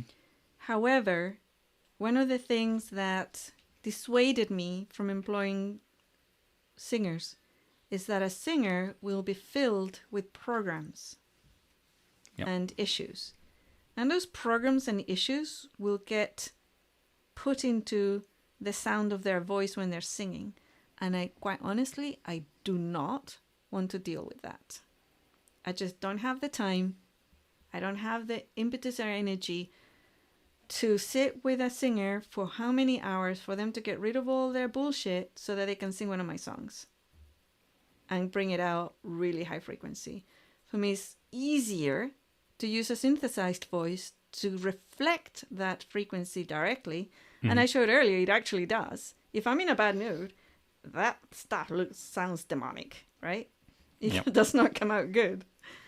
So it's easier for me to do that. And maybe one day I will get a studio sorted out and I'll sing, I don't know, maybe one or two songs, but I'm not really, it's like the output that I can use or have using the synthesized voices at the moment is so much greater than me sorting out a studio and singing myself, or having to help a person cleanse all their bullshit so they can sing one of my songs properly. I mean, if you're a singer and you want to spend like a few hours cleaning up all your negative energies and do a cover for one of my songs, excellent. Fair play to you. But I don't want to be part of that process. You can do it on your own. Actually, this ties into the next question, which is, what are the rules for fan art and covered music? And, What does that mean? Like, Oh, fan art. Yeah, fan art. If somebody wants to, Yeah, I the guess, rules. make Yeah. not a painting, but an image for one of the albums, or cover Yeah. the music in some way. Yeah. What are the rules for that? So that's basically it. You can do whatever you want. You're a free person and an adult, right? You're gonna do it anyways. Something that would be something for me nice to see or hear would be something that you actually spend time cleansing your energies before you create. Yes. So we cannot use our phone to record and claim it's ours. Make it louder. Yeah. Let's see. This is a kind of related question to Glass Daisy, and is, when do you plan to release the novels, the Glass Daisy chain novel? Oh, well, Glass Daisy, the first album, has been released today. The album, yes, but the novel? Yeah. Okay. Backstage Pass, have it today. And if you don't want to join the membership, you can wait a couple of weeks and it's going to be publicly released as well. The Glass Daisy through the Glass Daisy album. And there's a lot of lore behind it, and the lore is going to be coming up on the Backstage Pass as well. I'm going to write all the lore. The books are being written. Mm-hmm. And it's easier now actually with the music because, the Glass Daisy, the whole thing, this first album, the way in which it came, it was actually the very first album that I created, in the first character, the first band that I created is coming through the book. So I wanted a band to be in the book, and I put some of the chapters of the book through the chat to come out with lyrics that were not good first go around. But then I had to tweak the AI quite a lot, and then I'll just grab what this chapter means, and I'll put it here, and this is some of the words and some of the lines I want in it. Give me a structure, and that worked. Yeah. Mm-hmm. And the lore is really nice. But yeah, I'm hoping that we'll finish those books very soon. At least the first one, right? And then you're going to recognize some of the artists. There's going to be Glass Daisy and Iron Cedar are in the books. Oh, okay. Okay. None of the others. Mm-hmm. But there's also a cameo appearance from some characters that you might be familiar with in the books are called Panther and Squirrel. Mm. There's going to be a cameo appearance in the books also. Yes, and just to mention for future listeners or people who may not be aware what Backstage Pass is, you can get it on ineliarecords.com. Yes. Yes, and it's a membership access on that site. Yeah. Okay, next question from Hira. And she says, I feel there's many different dimensions to music and sound combined with words, which the high vibe human collective may have more challenges to access directly in other ways. Is this why especially music has been so hijacked in the light dark? Can you translate that question for me? The way I understand it is that it seems that words with sounds, which is music songs, have a higher chance of getting through and transmitting certain messages and energies, and people absorb them easier. I think that's true only because music has been used in that way for the masses. But there's other arts as well that will do it. It's just that people don't have access to those arts. Yeah. I would say movies, for example, are the same. Yeah. Have the same problem. Yeah, so it's not just maybe arts in general have been hijacked. Then Simone asks, and I think you mentioned something about this briefly, how do you see AI as a supportive tool for writers, if at all? Yeah, I spoke a little bit about the writing part. I think that, so a couple of stories. It depends what you're doing with it, okay? So I know that there are people who are writing, quote, writing books series using AI. Basically, they'll put in their idea, what they want. I want a romance novel that is kind of spicy and has a man and a woman as the protagonists, and it happens in Paris. Yeah. And they'll come out with a romantic novel. And then they publish it under their name. Some of them will say, yes, it's made with AI. Some of them won't. And it's fine. But again, don't forget that the AI is the gestalt of the human collective, which is presently being fed darkness also. Mm-hmm. So you can't guarantee that that work's going to be just light. Yeah. You'd have to go through it and everything. You can grab one of the AIs and feed it your work, like spend hours and hours feeding your voice, and you might come out with something better. Mm-hmm. Yeah? Or maybe not, because it's a tool, you know? It's like the 100 monkeys. Recently, like a month, I think, or two ago, we had a visit from one of our acquaintances who runs or is part of a class that we're taking online about marketing books. She's a writer. And I was telling her, she said, oh, how fast do you take to write a book? And I was telling her my, depending on the book and all these other things. And I said, quite honestly, the longest part for me is doing the editing and second draft or third draft or whatever it might be. That takes longer than writing the book. And she looks at me and she said, you can use AI to grab those unless your editor needs your work needs heavy editing. If it's just typos that you're trying to catch, because I was saying it doesn't matter how many people I use for my typos. I still get typos on my books. Just the AI will catch a lot of those typos. So that's a lot easier. And you can ask it to see if there's any gaps in your plot. I thought, interesting. So I tried it on one chapter.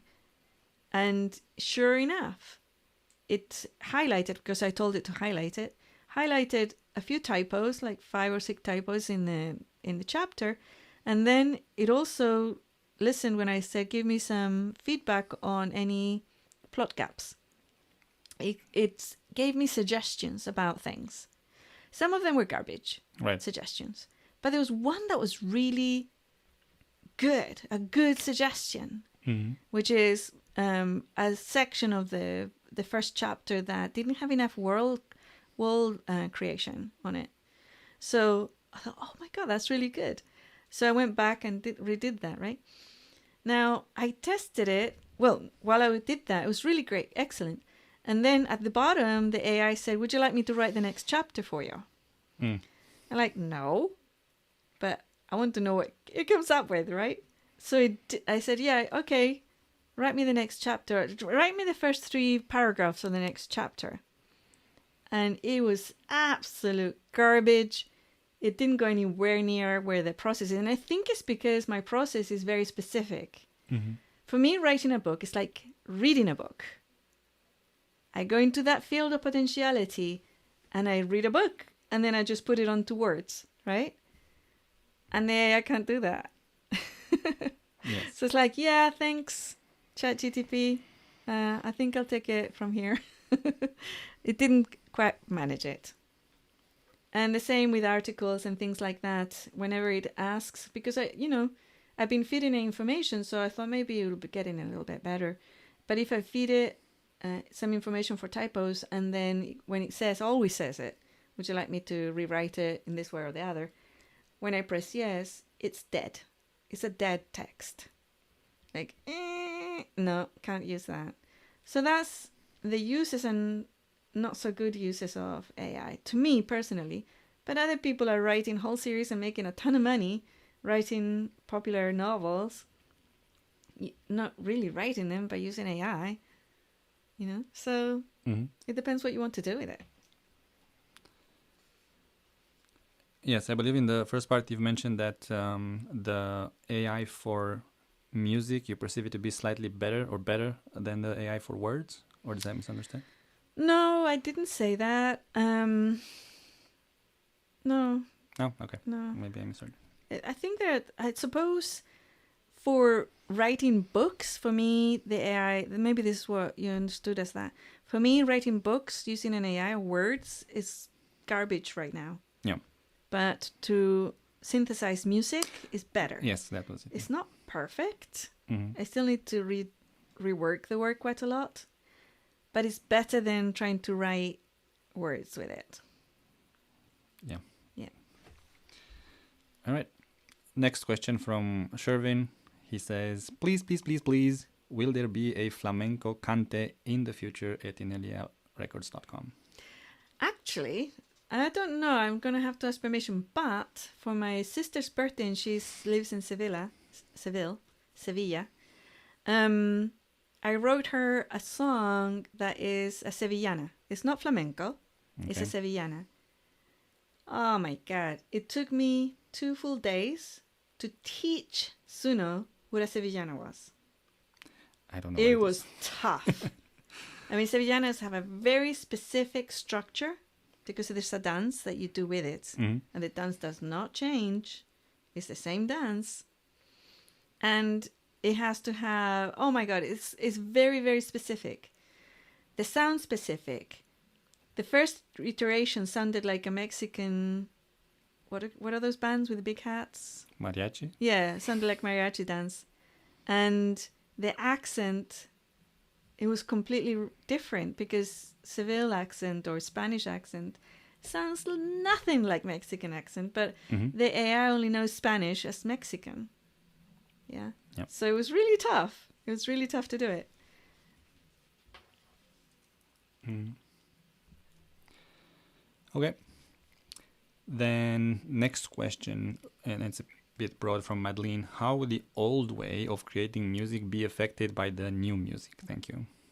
I don't understand the question. What old way? Before AI, I guess. Before AI? Yeah. Creating music? Mhm. I still don't understand the question. So I guess how the old way of creating music be affected by the new music. By the new music? I guess the new way of creating music. The way I think of this question is pretty much examples you gave with the synthesizers, where people were freaking out before and then they just Embrace adopted it as them part and of use them? the repertoire of tools you can use. Uh-huh. So I think it'll be the same. Okay. Okay, next from Michaela, and it's a longer one. Hello all, I remember Inelia told a story in the Angels and Entourage class about reconnecting with her guides as she made jewelry or power objects. I really enjoyed that story, and it was fun and lovely to see that I had some guides of my own when I decided to start painting/drawing. I'm curious if Inelia has some music guides too, and I wonder how to attract/contact more high-frequency spiritual guides regarding art, like drawing, sculpting, singing, and painting. We just ask. Yeah, you just ask. But you have to be careful because make sure they're high frequency, okay? So in that class, you can ask for guides. I think I've also told a story in one of our classes about how when I wanted to cook Christmas dinner once, I had no idea how to do it. And I brought in some cooking guides from the ethers. And they told me exactly what to do and when to put the spuds in and when to take the turkey out and all the things, which can be very helpful.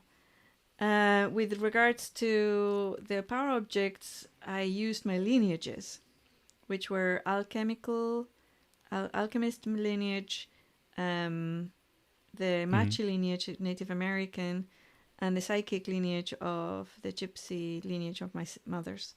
So I used lineages mostly, but yes, you can pull in guides also to do it. Do I do that with music? I don't. No, I don't do it with music, funnily enough. Is it because in the music's case is mostly of expression of the we? Yeah. Okay. So next question is from Cinziana, and she asks about the dance, for the performance dance. And you already said that you will not teach this technique because we don't have yet this large audience. And if you can make a class about it for creative types. You have to be a performer, Yeah. and I don't think it will reflect well on a class. I had to be in that guy's house, move his arms and show him the energies. I couldn't really do it. I think we understand now this better. Once you talked about the energies, it wasn't that clear before when the Okay. question was typed in. So I think it's more clear for Senziana as well. Another question from Mihaela. Inelia, are you considering also creating meditations with music on the background? And she gives the example of the Gaia meditation that is 1 hour long and it's so beautiful. Yes, so soon I'm going to be releasing a series of lectures that we actually had the lectures here at the Shaman Shack. And these lectures have some meditations in them, and I am rewording the meditations. I'm redoing the meditations with music. Now that I have the tool, why not, right? So it's going to be awesome. Okay, next from Carletta. Any information about using AI for graphic design and art creation? And does Inelia use Grok, which is the latest tool from Elon Musk? I do not use Grok. I use ChatGTP. And I just have an allergy to Grok. I think it's because they made so many different Groks, and some of them are really perverse, and I just can't go there. With regards to can you do art? So again, it's like having a paintbrush. Your prompts have to be spot on, and you're gonna have to overcome a few things. Like most of the AI are learning that using sex kittens as a result gets a lot of likes. So even though you might even put there no sex kittens or whatever prompt you want, likelihood is you're going to get a sex kitten in your AI image. What is a sex kitten? A male or female young person who's extremely attractive and in a sexual kind of pose or, you know, pose, right? Yes. So, yeah. Apart from that, because of the nature of the tool, if you learn how to bypass that action, or you like sex kittens, you can use it, but you need to learn how to prompt it properly for it to create what you want. Just like music. You need to work really hard at it to create what you want. I use it to create the album covers, but again, I need to pull them out and edit and fix things because the level of AI is not quite there yet for me. I have a friend who's been using Midjourney for probably 5-6 years now. His stuff is amazing. It's like I look at it going, whoa, now that is good. That is art. For me to get there, I'll probably need 5 years of usage, right? To learn how to use it properly. It's a tool. But I look at the other things that come out of Midjourney, of other prompts and things. You know, it's okay. But you can tell it's AI. It's flat. So. Yes. Next question from Cornelia. I'm wondering, how does the we feel now that due to AI tools has the possibility to express their voice in a multitude of ways? Yeah, translating feelings to the we is an interesting prospect because they don't have a physical body except mind. So how do I feel about the expression, right? And they feeling hopeful. They're feeling hopeful. That's progress. We don't know. It might turn into bananas and wind. But at the moment, then we are feeling hopeful. Yeah. Did we make the song Bananas and Wind available yet? I don't know. Yeah, that's it out. is? Okay. Oh, yeah, that's been out for a while. So people have context. Bananas Yeah, and wind, it's how we begin. All right. Next question is from Maureen, and she says, "Thank you so much for this beautiful music, Inelia. You're welcome. And I find myself being old school, concerned about AI replacing creatives. Is the frequency of music created first on someone's guitar or piano with their voice different than what you are creating? I sing and I find myself being protective of that, which comes directly from our organic humanness. Although I know that this beautiful music came from your inputs to the AI. Again, so just because you have a body, what you bring through is not necessarily high frequency or divine. Just go to any concert, you're going to get a body full of stuff. When I used to work with music with my body and the guitar or other instruments as a young woman, what came through was divine energy. But that wasn't because I had a body. That was because I saw it and I knew what I was doing. Mhm. And I was actively doing that. Okay?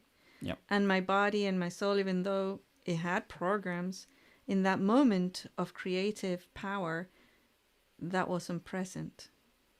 You can often also feel it in certain types of music with live performances. Let's say if you go and listen to forget Mozart, Beethoven. Beethoven, okay. Yeah. Beethoven, his music, actually, if you read the biographies or history, I don't know where I learned it, but I know that that was a thing. Music was a form of bringing, in his case, God into physical reality. Mm-hmm. To me, that transcribed as divine energy, source energy.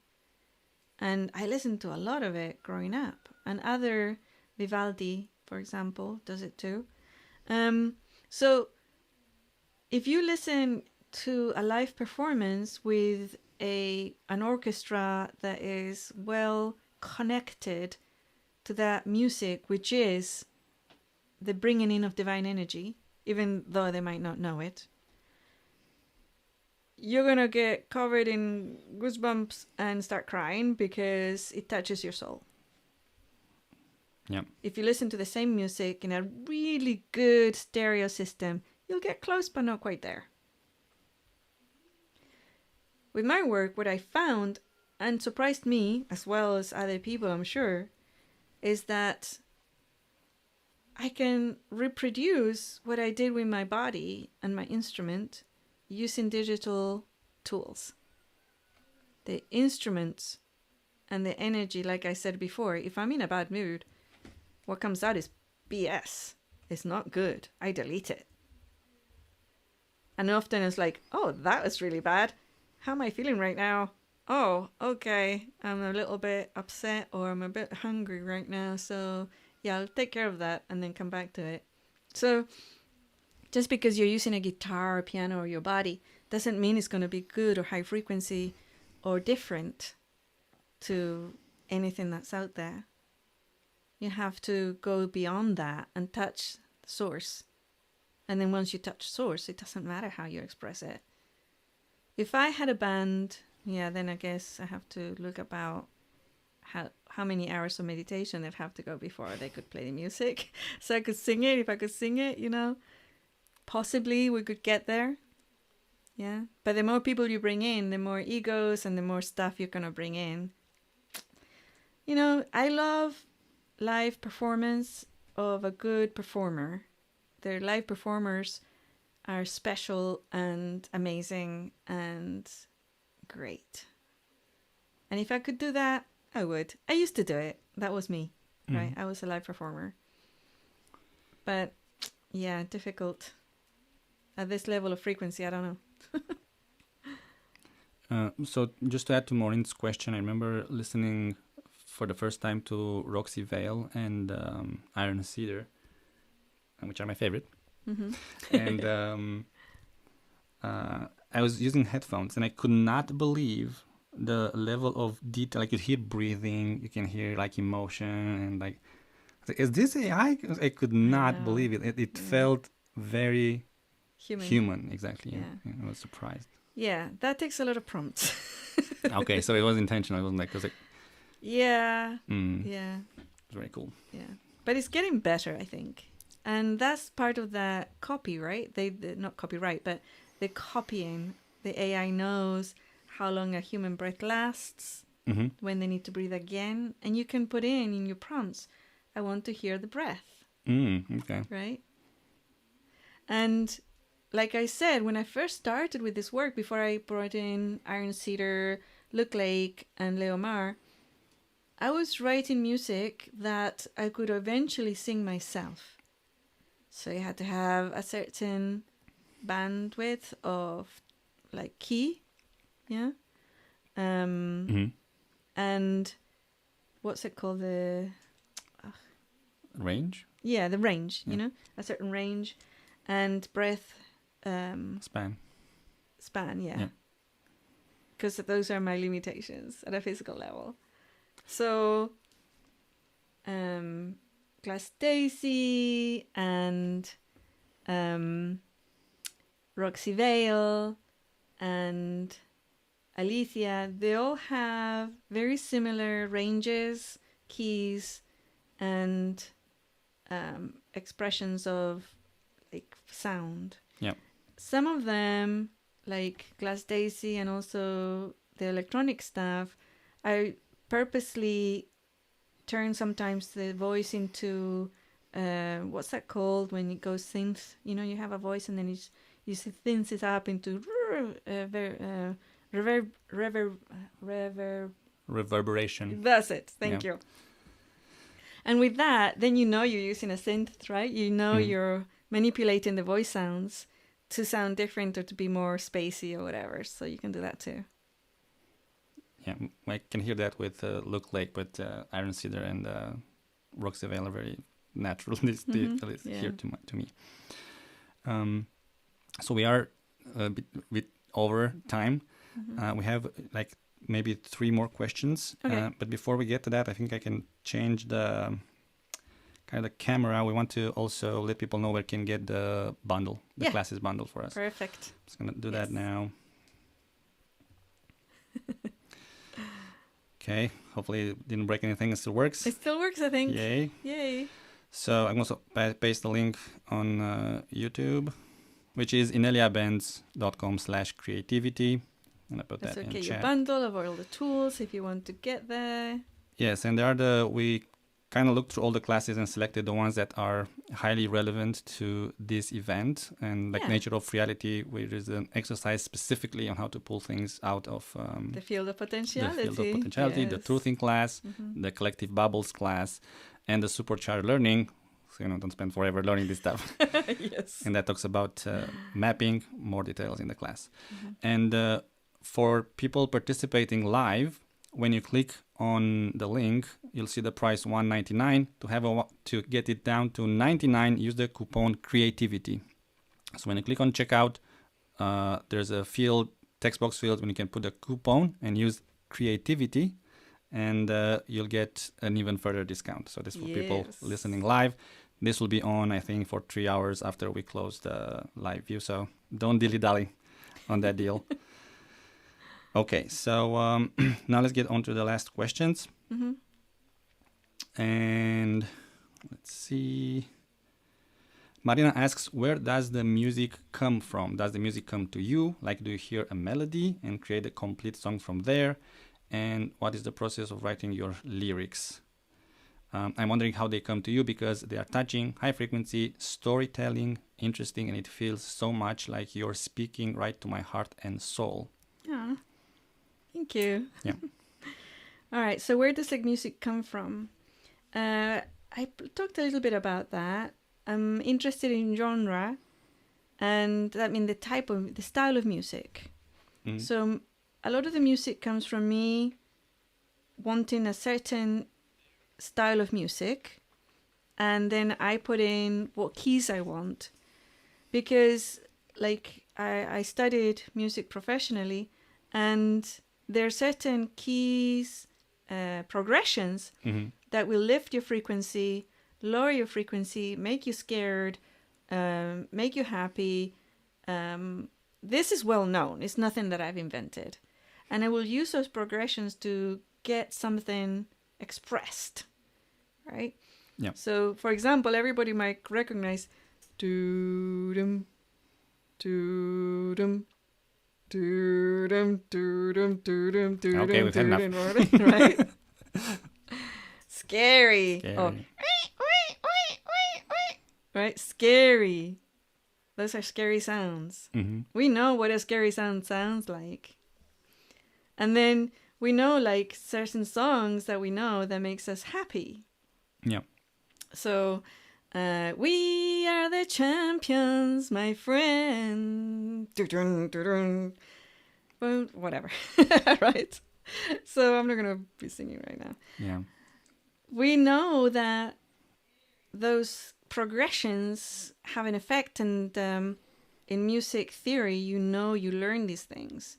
So I tell the prompt what progressions I want, what key I want, what progression I want. And I even sometimes when it's like I haven't been feeling too good, and even with all the prompts it's not working, I delete all that, I write it again, and I put in happy. Yes. Uplifting, and then eventually it gets it. So it gets the keys, the progression, and then the actual feeling behind it.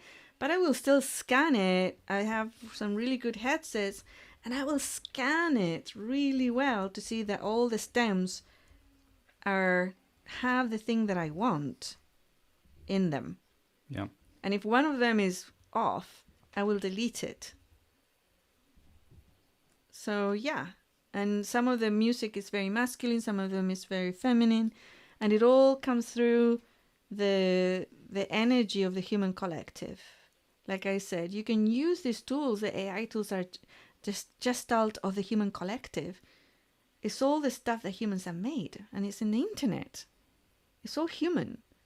Mm-hmm. Yeah, and you can use that tool. It's actually excellent that way. I am hoping that in a couple, 3 years, it'll be easier to use, and it will have other items that somebody who's more involved in making music can use.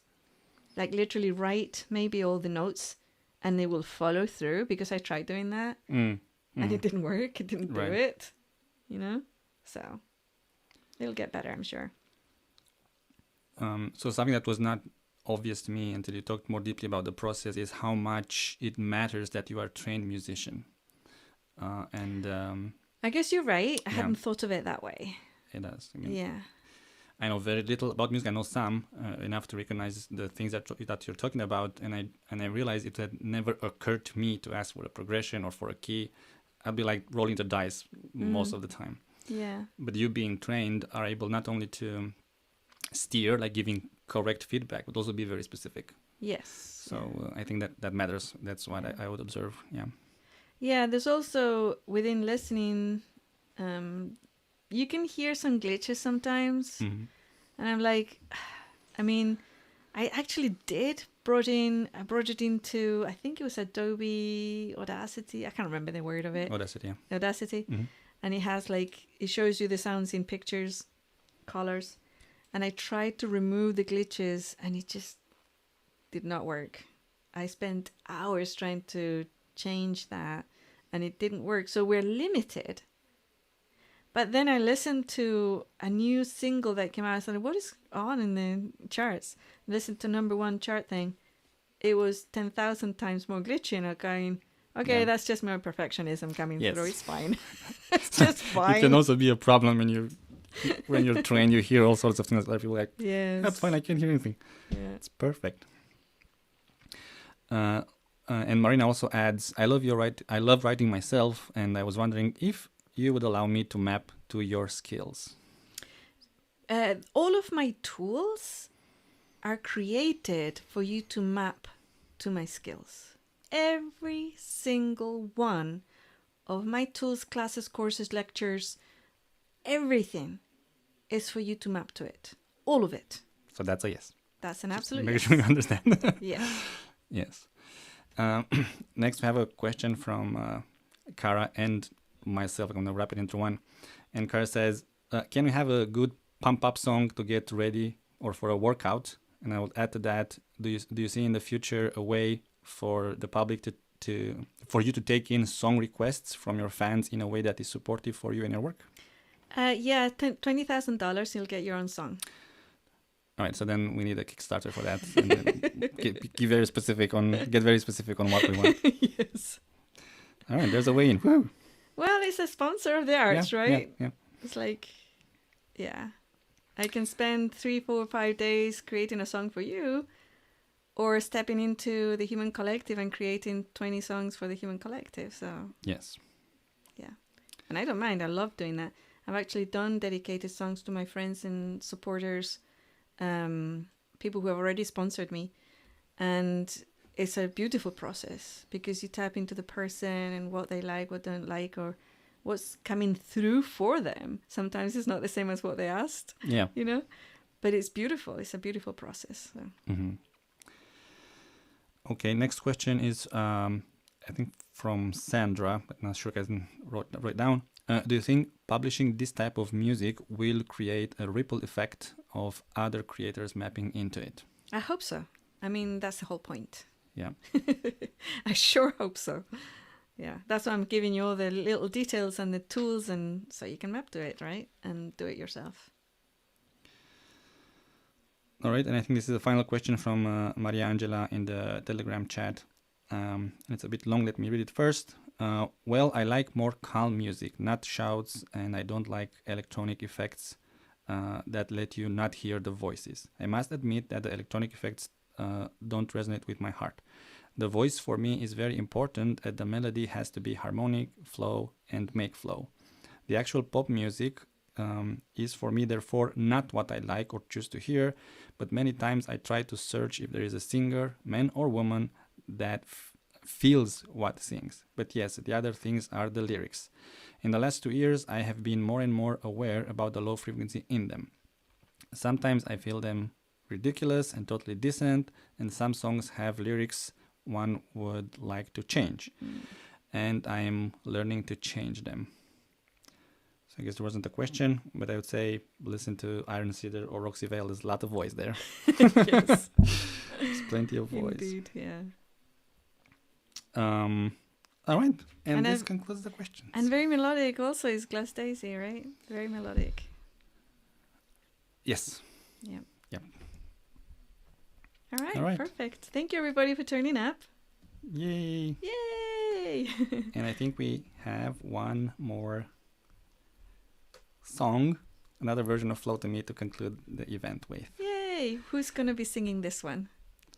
It's the Spanish version, and I'm going to probably butcher the name, Alicia Avila. Oh, she's Chilean, not Spanish. It's Chilean. Yes. Even worse. she's Chilean. I made it. Yes. Yeah, she's very Chilean. Okay. Alicia, here you go. Alicia Avila. Okay. Bye. Bye.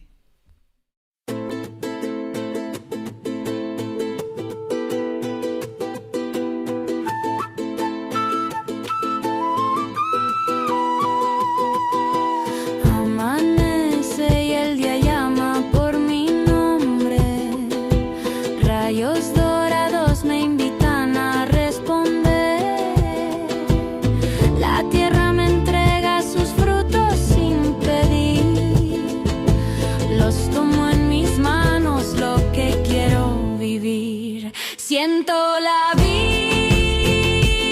en mis venas.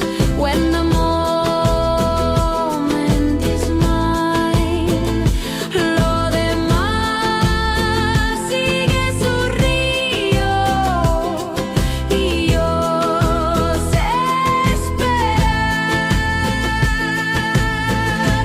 Todo fluye hacia mí, like the tide meets the sea. Todo fluye hacia mí, es inevitable, you see. Cada rostro me recuerda un viejo lazo, cada calle un sendero que yo ya caminé. No persigo, no apresuro el corazón, lo que importa llega con su canción. Siento la vida en mis venas. When the moment is mine, lo demás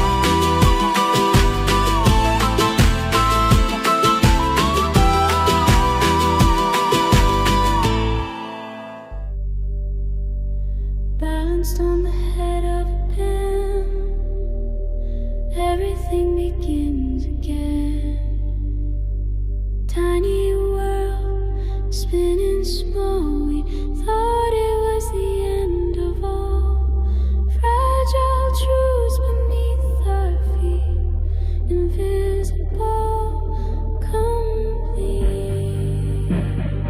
In a reality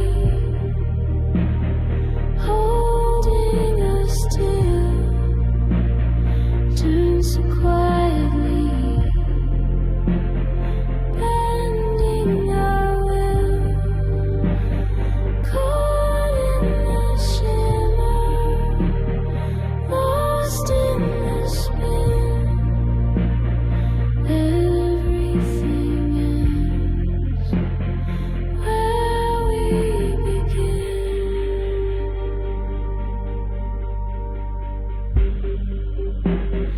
Threads of light and threads of pain, all dissolve and bloom again. Sacred roots beneath the skin, pull us deeper, pull us in. Silent seeds beneath our breath, growing through life, through death. In a reality holding us still, turning so quietly, bending our will, caught in the shimmer, lost in the spin. Everything ends where we begin. Who placed us here? Who wins the thread? Are we alive or are we dead? Beneath this sky, beneath this weight, we dance in circles with our fate. Pin of reality holding us still, turning so quietly, bending our will, caught in the shimmer, lost in the spin. Everything ends where we begin.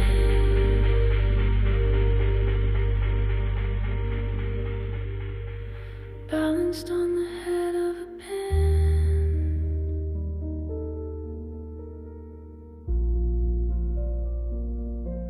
where we end, where we begin.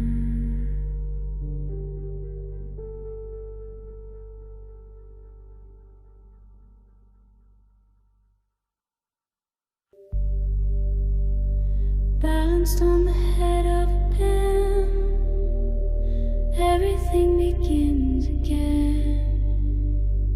Tiny world, spinning small, we thought it was the end of all. Fragile truths beneath our feet, invisible, complete. In a reality holding us still, turn so quietly, bending our will,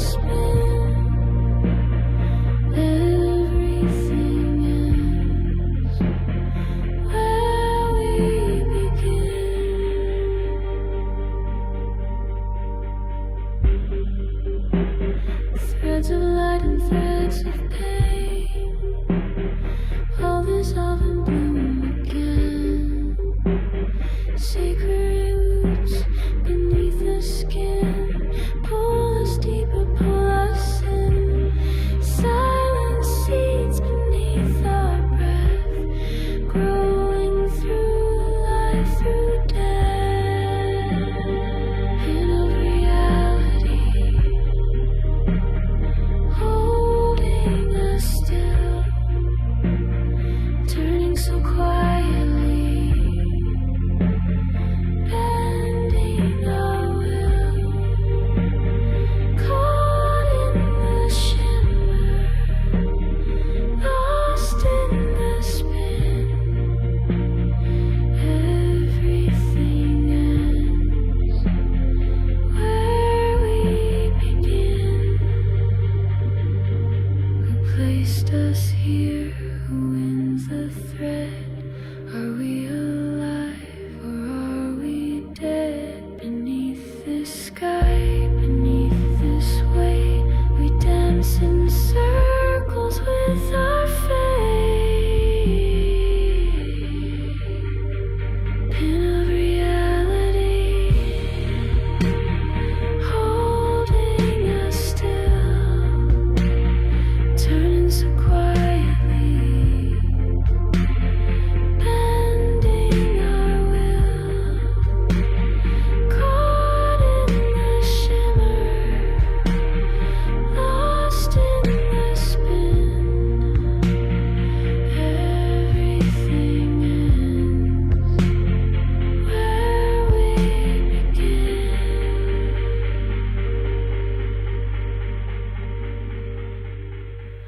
Balanced on the head of a pin,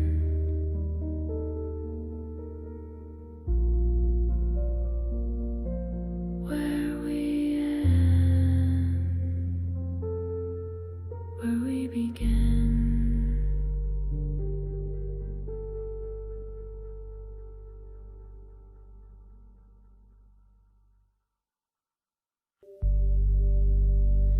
Balanced on the head of a pin, everything begins again. Tiny world, spinning small, we thought it was the end of all. Fragile truths beneath our feet, invisible, complete. In a reality, holding us still, turn so quietly, bending our will, caught in the shimmer, lost in the spin. Everything ends where we begin.